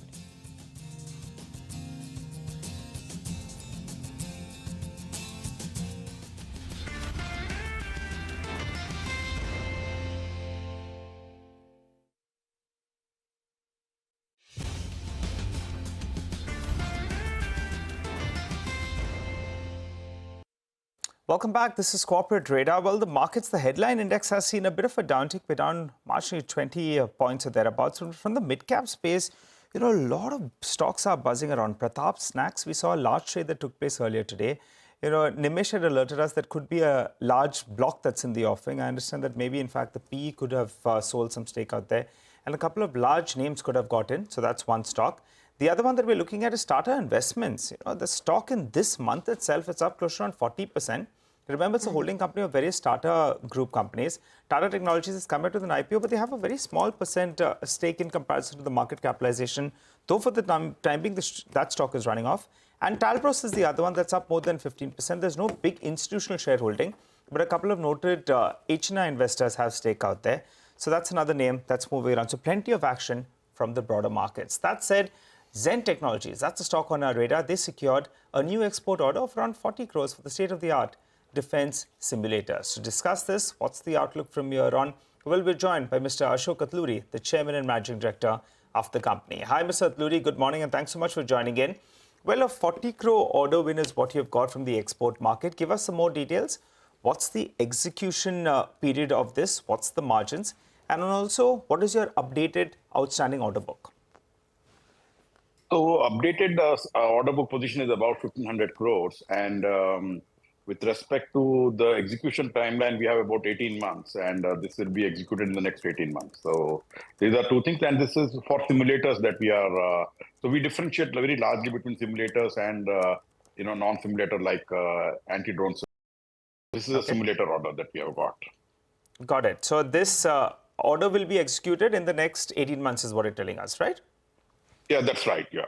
Let's break down this 1,500 crore order book then in simulators as well as anti-drone system. What is the breakup out there? Because earlier people were riding on the simulator story. Suddenly anti-drone system has come and that's what's got the street for us, in terms of both these two segments. And also geographically, how much of the order book is domestic? How much of it is export? So approximately 6 anti-drone systems and 800 plus is simulators. And in terms of exports and domestic, about 400 plus crores is about 1,000 crores. Yeah. Okay. What is the revenue from the Indian government currently as a percentage of the total revenue, if you can tell us that? And how much the next couple of years, Mr. Atluri? So, most of the orders, Indian or domestic orders are from the Indian government. So, we don't have any other client mostly. And if they organization, but that's very minimal. And the growth is, for the current year, we have been saying that we'll do about 450 crores. And the rest of the order we plan to execute in, FY25. So 450 that crores. That will be about 900 plus crores. Yeah. Okay. So 450 crores is what you will execute in FY24, correct? That's right, yeah. We expect to execute that, yeah. Okay, I think that's something you had said earlier. Can you tell us on the margin side, what is your expectation for FY24 and 25? So we expect EBITDA to be maintained around 35%. And we expect in the next couple of years also. That's the minimum target that internally, a very conservative target. We do hope that we'll do better than that. Mr. Atluri, I probe you quite often about how you see revenue scaling up. And you're saying your order book is close to around 1,400 to 1,500 crores. 450 crores you'll execute this year, plus you're getting more orders. And the remainder, most of it be executed in FY25. So for FY25, we're looking at revenues of around 900 crores, 8 to 900 crores. Did we hear that correct? That's right, 900 plus crores. You're right, absolutely, yeah. 900 crores with margins of around 35%. That's right, yeah. All right, and getting into an election period, whether it's state elections or we're going to have a big central election as well next year, do you see any risk to payments? Does that receivable position get, expanded a little bit? You've told us in the past that payments are coming within 45 days, if I remember correctly. But if you could update us on that situation, how do you think things panning out? So, we expect that, that payments promptly, and in some cases, especially non-central government cases, they are getting a bit delayed. Otherwise, and as we go ahead, I think there is the agreement with across all the spectrum that the economic policies, especially related to defense, are very, very proactive and very, very progressive. And so there is no disagreement in that, even in the across political parties, that this is the way to go economically, at least for defense. So I think we don't see any in the future in this regard. Sir, can you tell us about the tenders which are currently being floated, where you are participating, and what would be the size? When are we likely to hear from them? So, I would say about, for this year, another 400 to 500 crores worth of orders. The pipeline is there. And we think that we have a good chance of winning most of them, yeah. So another 400 to worth of incremental orders this year is what you're looking at. How much of that will come in from exports? Because, you did mention earlier that close to 50% of your business will eventually come from exports. Some visibility on the export market as well? So export, there are some big ticket items being discussed, but they're not very clear. So I'm not included in this 500 crores exports order. But yeah, so that's the one big. There may be some pleasant surprise. I don't think during this year, maybe the earliest that we'll get a big export order. Okay, since you're going to be executing a large proportion of orders, your R&D spends could go up, right? Where do you see this number? Just a few years ago, you were doing 100 odd crores. Now you're saying you're going to do 450 crores, and order inflow is coming in as well, which was the big problem. Spend move up. So so again, the reason the R&D that we spent earlier on, I mean, that is there is a lag between. A lot of companies don't like the R&D coming on their thing, and we account it in the same. So, but I do expect, and we are very, very opportunistic in the large, companies which have a fixed as a, 8% to be fixed as R&D. We go after opportunities. If we think that it's a fixed bet where we put about, 5 to 10 crores and we get 1,000 crore or 500 crore opportunity, we go after those kind of opportunity. And again, they need to be built on the libraries that we or our subsidiaries have. So then our incremental effort is very less compared to any other competitor. So that is where, and again, we always, when we are doing R&D, when we are doing R&D on a product, our view is 5 years to 10 years, and we should become a globally dominant company in the next 5 to 10 years. So if we cannot, we really don't try to do that, because we want to, of course, offer the best in the world to the Indian forces.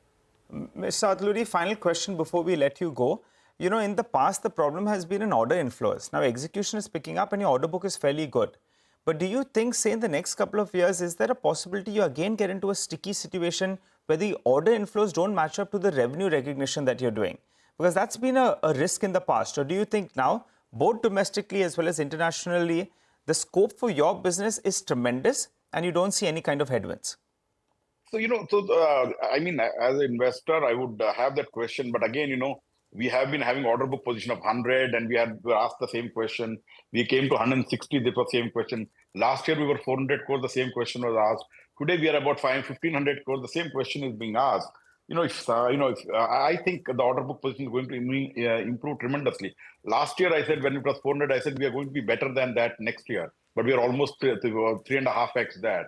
So we expect something, this trend to continue at least linearly, into the next couple of years. Just a quick one-word answer, sir. What's the capacity utilization there for you right now? So we are about 40-45% kind of thing. Yeah. Got it. So again, just to clarify, it cannot be a yes or no question, but we have a supply chain that we outsource all our manufacturing to. So they still have spare capacity for us to scale up. And yeah, that's what I wanted to add. Okay. We'll leave the conversation here for now. Thank you very much for joining in. That's Zen Technology, up 4% today and 280% in the last 12 months. But the other big story is the IT hardware PLI scheme, which got announced. So the government announced that 27 companies, which includes Dixon Technologies, Dell, HP, Foxconn, they've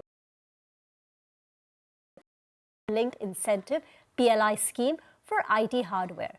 These 27 companies will lead to an additional investment of 3,000 crore rupees and additional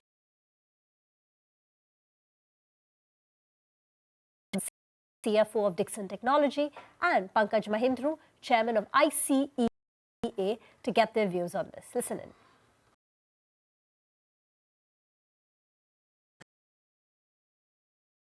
At the total Indian markets is around $12 billion, and out of which almost $9 billion worth of laptops, tablets, servers are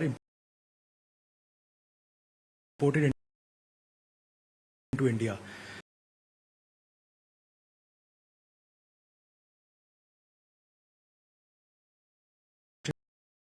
Large opportunity of this overall pie. So initially we should start with the final assembly and the PCBA, and then gradually the way the whole scheme is PCBA, cabinets and all. So clearly it's a large opportunity, and over a period of time, I think so every industry requires some hand-holding, some support from the government in the market, which is presently being serviced through imports. But over a period of 2-3 years, I think so India can potentially become a hub for global markets as well. So you mentioned about how in number 2, as far as the way forward is concerned, what is roughly, this question was asked in the PC as well. What is the kind of value addition we can expect here with India as a manufacturing? Evolves. It has happened in electronic sector, it happened in the automotive sector where India has become a manufacturing hub and an export is now happening in the electronic sector led by mobiles and now hopefully including us. I think so the value addition over the next 3 to 4 years can eventually go to 40-45% if not more. So that is something I think so it should be doable. There has been a great push that the government is trying to give us the government. Does that present more opportunities as companies look towards perhaps contract manufacturers such as yourself? Does that increase the opportunities for you to host other such big brands at your facility? The trend is more and more towards outsourcing. The brands want to focus on branding, distribution, and they would not only want to outsource the manufacturing but also the designing piece, and with the component ecosystem also evolves. So my sense is, yeah, so eventually we think we'll have a large opportunity of this overall pie. And one final question. Are you at all worried? We saw some numbers coming in that enterprise demand perhaps is not that high for laptops, desktops. Is that a concern when you look at short-term headwinds coming in? See, over time, the demand for this laptop, tablets really surged. So my sense is after that surge, it is kind of now getting normalized. There is, of course, a degrowth this year. But over a period of time, we see that as the disposable income, per capita income increases in the country, definitely this market will bound to grow. And first of all, apart from that, there's a big domestic substitution opportunity. So 9 billion worth of opportunity, if it gets replaced by import, it basically there's a replacement of the imports. I think so in itself is a large opportunity. And over a period of time, industry attains that kind of cost structures, becomes cost competitive, generates that operating leverage for it to go global as well. So this, I think so this PLI is absolutely in the right direction for companies like us. It's a very exciting day because a sector which was languishing for the last 3 decades is further. And I think this PLI will catalyze production of about, official figure is 3,50,000 crores, but I think it will be far more. I think we'll touch 5 additional manufacturing. And this is almost from ground. PLI is that it kicks in the value addition automatically. So as you go down the vertical, as you buy services which are produced here like chargers, battery packs, the memory, the chassis, the mechanics, the display assembly, you get a wonderful part of the scheme and its unique structure. Also, just want to understand that the big target that the government and the ministry had set out initially is the $300 billion. In that direction, will it help realize that, or will there still be some concerns in terms of meeting that target? It's a very tough target. It was a 400% growth from the 75 billion which was there. We already have grown about 300% in the last 6-7 years. So it was a tough target. And I think all cylinders firing now with this. This was a vertical which was languishing. Mobile phone, as you know, is moving well. Consumer electronics is moving well. Sectors are moving well. This was almost a zero. And I think we should be able to hit about 15 billion of annual manufacturing by 25-26 with this. And if some of the other companies who have not yet announced that they will be moving IT hardware manufacturing to India, I'm sure they will also come in. And the most pleasing part is, I think where the minister has put his great personal effort is the development of Indian supply chain, Indian companies. And you can see from the PLI approvals that there are a lot of mid-sized Indian companies who are participating in it. And we are sure that some of them will emerge as global champions. Okay, that's one big story. And the other big story is about RBI tightening the screws on unsecured consumer retail lending. So let's turn our attention now to the consumer durable space. Now, the Reserve Bank of India last week tightened the loan provisioning norms for banks and NBFCs to check the rapid surge in unsecured retail loans and has raised the risk weightage from 100 to 125%. To discuss the impact on the consumer durable space, we're now joined by Nilesh Gupta, Director at Vijay Sales, and Praveen Sahai, research analyst at Prabhudas Leeladhar. Gentlemen, thank you very much for joining in. Nilesh, first question to you, just to lay out the context. What percentage of your sales come in via this EMI scheme or the unsecured, retail lending that the RBI wants to clamp down on? That's one. And two, have you seen a pickup in defaults?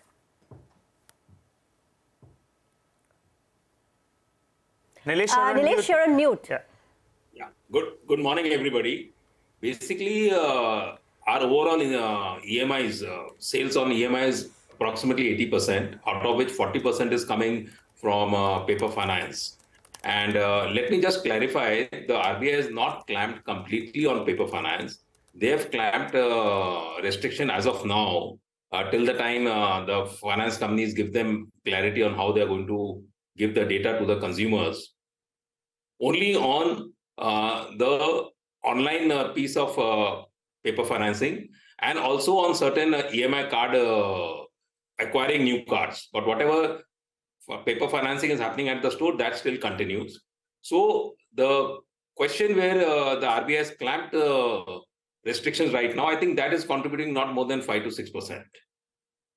Sorry, just just to understand, the sales which happen via EMI is 80%, but 40% is paper financing. What exactly is this paper financing? So paper financing is all, so on EMI, 80% is the EMI sales, and out of 80%, 50% is on paper financing, and that's why overall sale was 40%.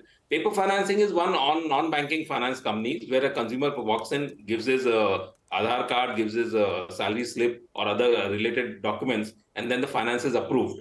And the other 50% which happens is on EMI through credit cards. Okay. Credit card EMI is the other 50%. Got it. Thanks for that explanation. Praveen Sahai is also with us. He tracks the sector at Prabhudas Leeladhar. Praveen, this crackdown on unsecured lending, right? I think the overarching theme is that it could impact consumption and demand, perhaps. Tell me, what is your understanding of the situation? And amidst the companies that you track in your coverage universe, which ones are the one that could get impacted? Yeah, hi, good morning. So definitely this the risk weight changes could impact consumer sentiment, but I'm not seeing this is going to impact severely on the demand volume the way forward, because we are going just back to the pre-COVID norm, especially for the NBFCs, and also the lowest coverage of the penetration coverage for such kind of products. And also this interest rate, in terms of the increase in the interest rate, I don't see there would be any impact on the volume. Only thing is, if the accessibility of such kind of lending will get a curve, so that may impact the volume. But having said that, I'm not seeing with these change in the norms, the severe impact on the, especially on the volumes for the white goods. Maybe expensive products to some extent will get to some extent impact. And also to say that around 35-40% is sales happen through the consumer financing across our coverage universe. So that may get impacted. And as far as our coverage universe say, definitely we are still, view of a positive view on the wire and cable companies, which are doing good and expected to do well the way forward as well, because of the end user industry is doing very well. For B2C companies, if you look at like a Voltas or a Blue Star or Whirlpool, definitely this festive or this season has given some kind of a uptick. In the last 15 days of a Diwali has done well. So there we are also expecting a quite some amount of a positivity. Having said that, that's in the entire coverage still our liking towards the wire and cable companies to continue. In that, the RR cable is one of the top pick for us. All right. Hi, Praveen, and good to see you. And thanks so much. We appreciate you joining in and giving us your view on a couple of stocks. But I'll come back to you. We want to understand which are your top picks. Nilesh, I'm just coming back to you. You explained that to us. 80% is EMI, 40% a piece between credit card as well as paper finance. But you said the total impact, on the RBI, the recent directive that could have on your business is only 5-6%. How did you come to that number? So basically what the RBI has said is whatever digital transaction, loan on digital transaction, the finance non-NBFCs are doing, they are not possibly getting a proper trail of consumer knowing how the interest would be charged or how the payment would happen. So they want that process to be corrected. Once I think that is corrected and the NBFC companies gives the details of the same to the RBI and they are satisfied, they'll remove this restriction also. But ultimately what happens is out of the total paper finance, what happens, 90-95% of the paper finance happens when the consumer walks in. And when he walks in, he's giving in his data and he fills up a forms and then the financing is approved. So there is no restriction on that part of the business, which is our 90-95% of the business through financing. Amongst the various consumer segments, Nilesh, like ACs, TVs and other categories, which are the ones where we see an increased prevalence of consumers opting for, this EMI, which has been now, in a way restricted by the RBI? That's question one. And again, going back to my earlier question, have we started to see increasing defaults, which has prompted this RBI action? So I think there is, in fact, across the categories, whether it is mobiles, whether it is refrigerators, televisions, everybody wants to take on finance. Now, as far as the consumer is concerned, he's not bothered about the process which the company, finance company follows. What he needs is, I want to buy this product and what is the EMI and when can I take it home? And that process will follow. So that will not be an issue at all for the consumer as far as end consumer is concerned. As far as defaults are concerned, although I think I would not be the right person to give you a correct assessment of that, but whatever little I speak with the finance companies and when I ask them, they say that their process and the way they evaluate before giving the finance is so robust. Now defaults are very less. And secondly, with most of the consumers now, especially in the metros and all, the consumers are aware of the ratings which go down if they are not going to pay. And if that happens, they are not going to get finance in the future. So the default rates are actually going down. So I think that's not a cause of concern anymore. Okay. So that's good to hear that default rates are going down. Yeah, most of the consumers are aware of the CIBIL ratings.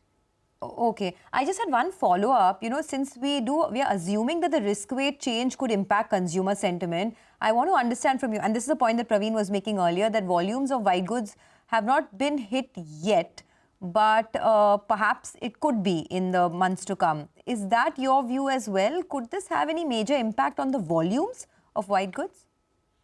I don't see any major impact at all in the volumes of this. And most probably, I feel very soon the restrictions also would be removed by the RBI once the finance companies go back to them and give them the new way of handling the data. Nilesh, I just wanted to ask you, you're talking, I think, about the Bajaj Finance specific issue, right? Right. You're right. But on Friday itself, the RBI has tightened the screws on all sorts of unsecured lending, which in turn could have an impact on that entire 80% of your sales. Me, for one, as a consumer, when I come to your store, I buy things, but I buy it on an EMI because I'm getting a better deal, not because I need it. So according to you, since this entire 80%, the tightening of screws will be on the entire 80%. In that context, do you see the impact? The Bajaj issue, we got it sorted out. That could be only 5-6%. That you've explained it to us. But we're talking about the larger, RBI directive that came on Thursday evening, which impacted the banks and financial space from the stock market perspective on Friday. How does it impact your sales? Do you think it'll be a hit? Because the entire 80% will fall under this particular, changes. So correct me if I'm wrong, the RBI directive is on the margin money to be held up by the finance companies for every loan they give. No. Yeah, so the RBI directive basically is looking at unsecured loans that have been given out. And because of that, the growth could be impacted in the sector. And the second factor could be the cost of funding as well could go up. which in turn will impact your end customer.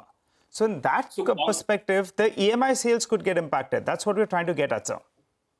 So with the cost of funding going up, I don't see that will impact us, for the simple reason is, at the end consumer is not paying anything. It's basically absorbed by the retailer as well as the manufacturer, normally in the ratio of 80-20%. So if the cost of funding goes up, the cost will go up more for us rather than the consumers. And hence consumer will not be affected. And see, the fact is now in today's time, the only reason why our sector is doing well and growing year on year is only because of the EMIs. If we take away the EMIs, the sector will actually possibly go in a tailspin drop, and we may see a degrowth over the next few months if that happens. So I don't see a challenge over there if it's only the question of the price going up. And as far as the margin money for the finance companies to keep more, I think they have sufficient funds where they will be able to manage that, because it's a very important sector. And secondly, we also have to understand the consumer, the finance companies through consumer durables also are able to get these same very customers to whom they can sell a home loan, a personal loan, or any other loan later on. So I think our segment is very important, where I think they would not want to lose out on anything. Okay. All right, gentlemen, we have run out of time, but thank you so much for joining us and explaining this, this crackdown on unsecured lending and what it means for the consumption sector. Thanks to both of you, Praveen as well as Nilesh. Let's slip into a quick break on that note. The market is still quiet, actually, just down about 25 odd points, so not too much happening in early morning trade. When we come back, we'll be joined by Mitesh Thakkar for a quick technical check on the market. Stay with us.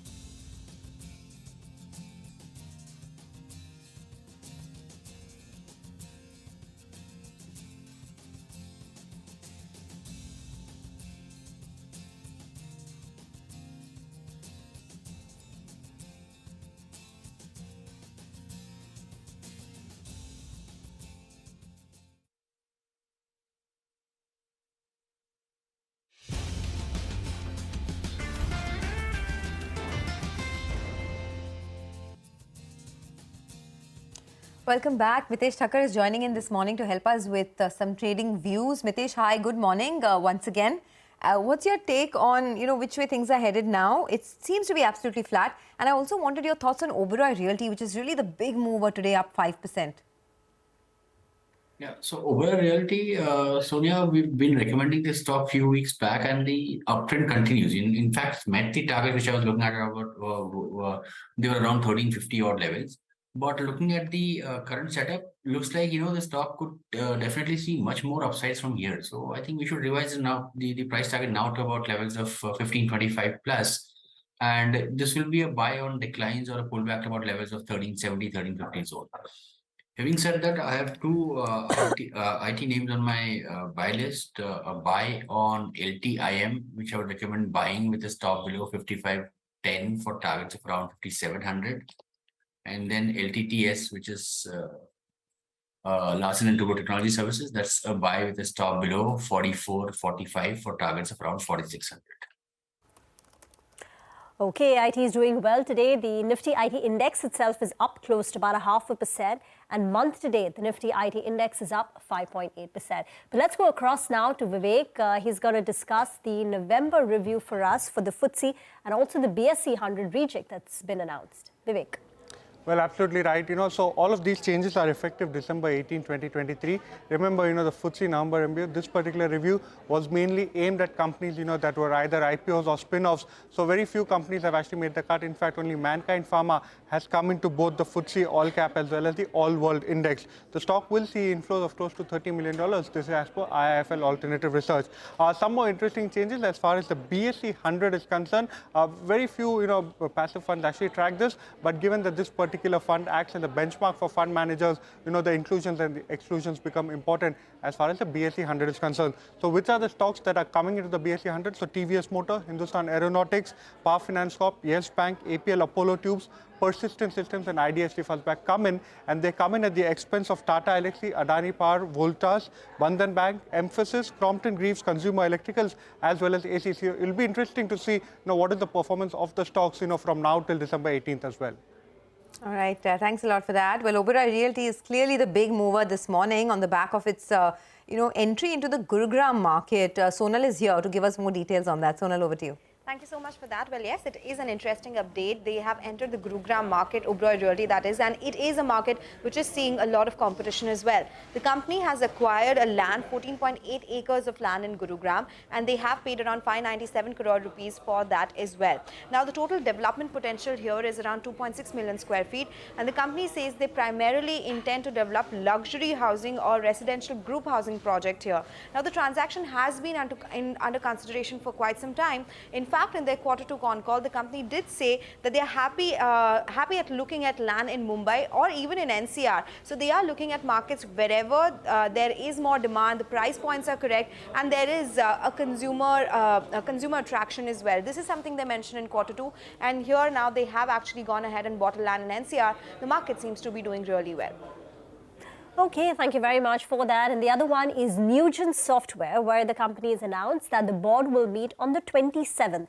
That's next week, where they will consider a bonus issue. This will be the company's maiden bonus issue. So far, they've not announced a bonus or a split until now. Now, the stock has done very well. It's up 265% year to date. It's trading at a fresh 52-week high. And the numbers reported by the company have also been very strong. In Q2, the top line growth was 16.5% on a quarter-on-quarter basis. Year-on-year basis, the revenue growth was about 30%. In the first half of the year, the company's top line growth was at 31%, higher than their FY23 revenue growth of about 25%. And the company says that Q3 and Q4, in the conference call, they indicated that Q3 and Q4 is also likely to be fairly strong. So that's about Nugent Software, up 5% today. We'll get into a break. On the other side, we'll be joined by Satyam Kumar, CEO, co-founder at LoanTap, and Madhusudan, the CEO at CreditBay, to discuss about RBI's crackdown on unsecured retail lending.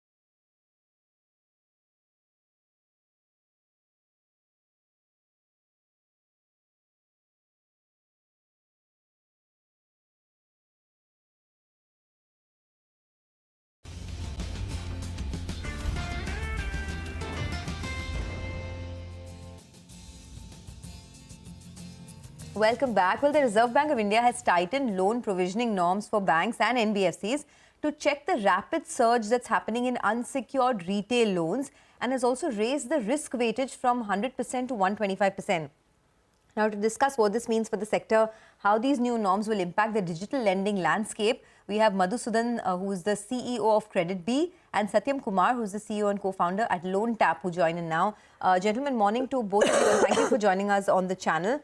Satyam, I want to start with you.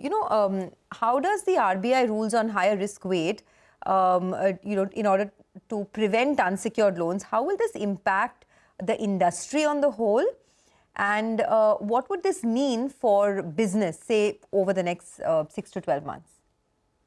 Thank you, Sonia. So as we see, this market has been growing at almost 30% CAGR since 2007.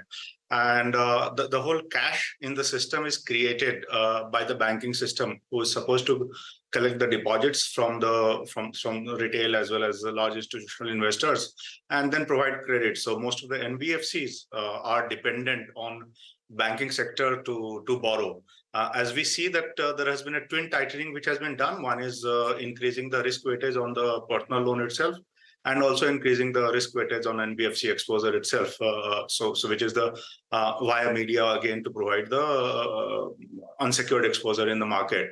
Now, this segment has been growing because of three reasons. One has been there is a large scale growth in education segment, where people have been or the student have been going abroad, borrowing and going abroad. And the second, there has been also an essential category called medical, where a lot of health needs have came in last couple of years, and that requires a large scale expenses. Third, of course, is e-commerce, where we are seeing the consumerism or the consumer side of economy picking up. So all three put together has created a significant size of this market, which has grown for almost like a 4.5 lakh crore to now about 6.5 lakh crore. Plus you add credit card exposure, another 2 lakh crore. So almost 8 to 9 lakh crore is a personal loan unsecured market, which consumers are enjoying. We will see a risk, the price getting transferred. And as we see that most of the banking sector are at a CAR ratio of 17 to 19%. So that means, 40, 50 bips change in their own CAR norms because of unsecured exposure means they will see a significant tightening in exposures being taken on NBFC and exposure being taken directly on consumer for unsecured lending. So these are the two situations which will significantly increase the cost of borrowing as far as the personal loan is concerned. The market itself has an inherent demand. So the market will not shrink. The market will continue to grow. And also thanks to a lot of fintech players and NBFCs who have taken a significant position in the segment. But yes, the cost will definitely increase. This is what we are looking in immediate term. Okay, Satyam, that's actually very helpful. You set the tone, just to help us understand how the market is. And as you mentioned, this is almost an 8 to 9 lakh crore market, the personal loan unsecured market, and the cost of borrowing will go up. Madhusudan of Credit B is also with us. Madhusudan, if and when the cost of borrowing goes up significantly, would this impact the market growth? No, so definitely. First of all, good morning to everyone. So now the credit ratios have been increased. This has both a theoretical and a practical impact. The theoretical impact, I think we have already seen in the markets, where all the banking stocks have gone down and the bank nifty has been down. Now, with respect to the practical impact, I would put it as a short-term and a long-term impact towards NBFCs and fintechs in particular. The short-term impact will be that wherever the fintechs or NBFCs where the leverage, what we call it, for example, the equity to debt leverage, as in like for every $100 of equity, the NBFCs or fintechs can borrow up to like $300 or $400, then it is called as 3x or 4x leverage. Now, because of this credit ratios going higher, the NBFCs or fintechs will not be borrow as much on a 3x leverage. So therefore, there is a shrinkage of funds that will happen, and the NBFCs would be kind of forced to borrow at a little higher cost from different types of lenders. So the cost of borrowing is going to go higher. That is one part. Now, second thing is, in the short-term impact, there are NBFCs which are under-levered, and there are NBFCs or fintechs which are over-levered. For example, like if there is a company which has recently raised any kind of an equity funding, then they are generally kind of under-leveraged, as in they are at 1x leverage or 2x leverage of the debt. So they would still continue to borrow at the rates at which they were borrowing earlier. And therefore, they can see certain growth that would be happening for them in the short-term duration, when the short term is anywhere between 6 months to 1 year. On the long term, for everyone, whether it is an under-levered company or an over-levered company today, definitely there is going to be an increase in the cost of borrowing for this, and they would try to pass on such cost to the end borrowers as well. Most of them would try to pass on such costs. So there is overall increase in the cost of borrowing and cost of lending. So both these things are going to kind of definitely impact.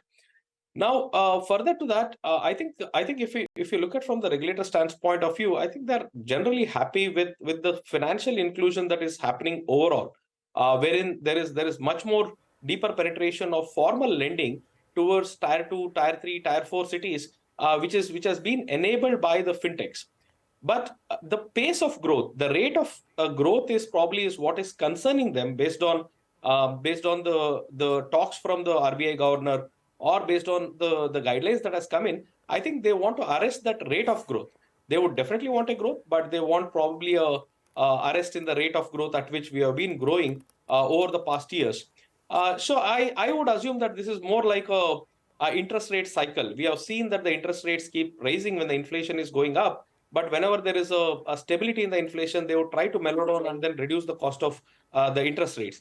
In the similar way, this credit ratios is also a cycle where currently, to arrest the growth of the personal lending, I think the credit ratios has been aggressively set as of now. But once the rate of growth is going to stabilize at an acceptable norms, I think this will definitely come down. And that's it. This is the impact of a credit ratio cycle, rather than to read it as a much more longer term or a permanent effect on the NBFCs or fintechs.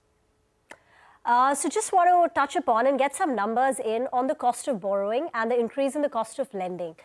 So Satyam, currently what are you offering loans at, and what would the number increase to in your assessment? Loan type itself, then we would say that we are still in a zone of about 1.5% monthly cost as far as the customer is concerned, so which comes to about 18% annualized cost, which essentially is 50% of what our credit card costs are, which is about 36%. So that is where loan type operates. But to give you a general color of the market, if you'll see a sub 50,000 segment, which is where a lot of noise is getting created of over leverage at the consumer level, or ability to repay at a consumer level, that is typically running in the market at anything between 30 to 45% kind of an IRR, and that's a segment which is concerning the RBI, which is concerning the regulator as well as the overall policymakers. But if you go up on the spectrum, which is about 2.5 lakh kind of an average ticket size, most of the banks as well as classic fintechs are lending at about 18 to 21, 24%. And if you go to ultra prime kind of a segment, Satyam, so just to talk about, Satyam, sorry to interrupt, just to talk about your company, 18% is roughly what you're offering in terms of a borrowing cost or a lending cost to your customers. What would that number increase to? So we are not seeing a significant pass on immediately, Sonia. Maybe about 55 to 65 basis point kind on a weightage, on a risk weighted pattern, but not broad based. So broad based, I mean, the relationship will still start at 18%. It will not change dramatically for loan type customers.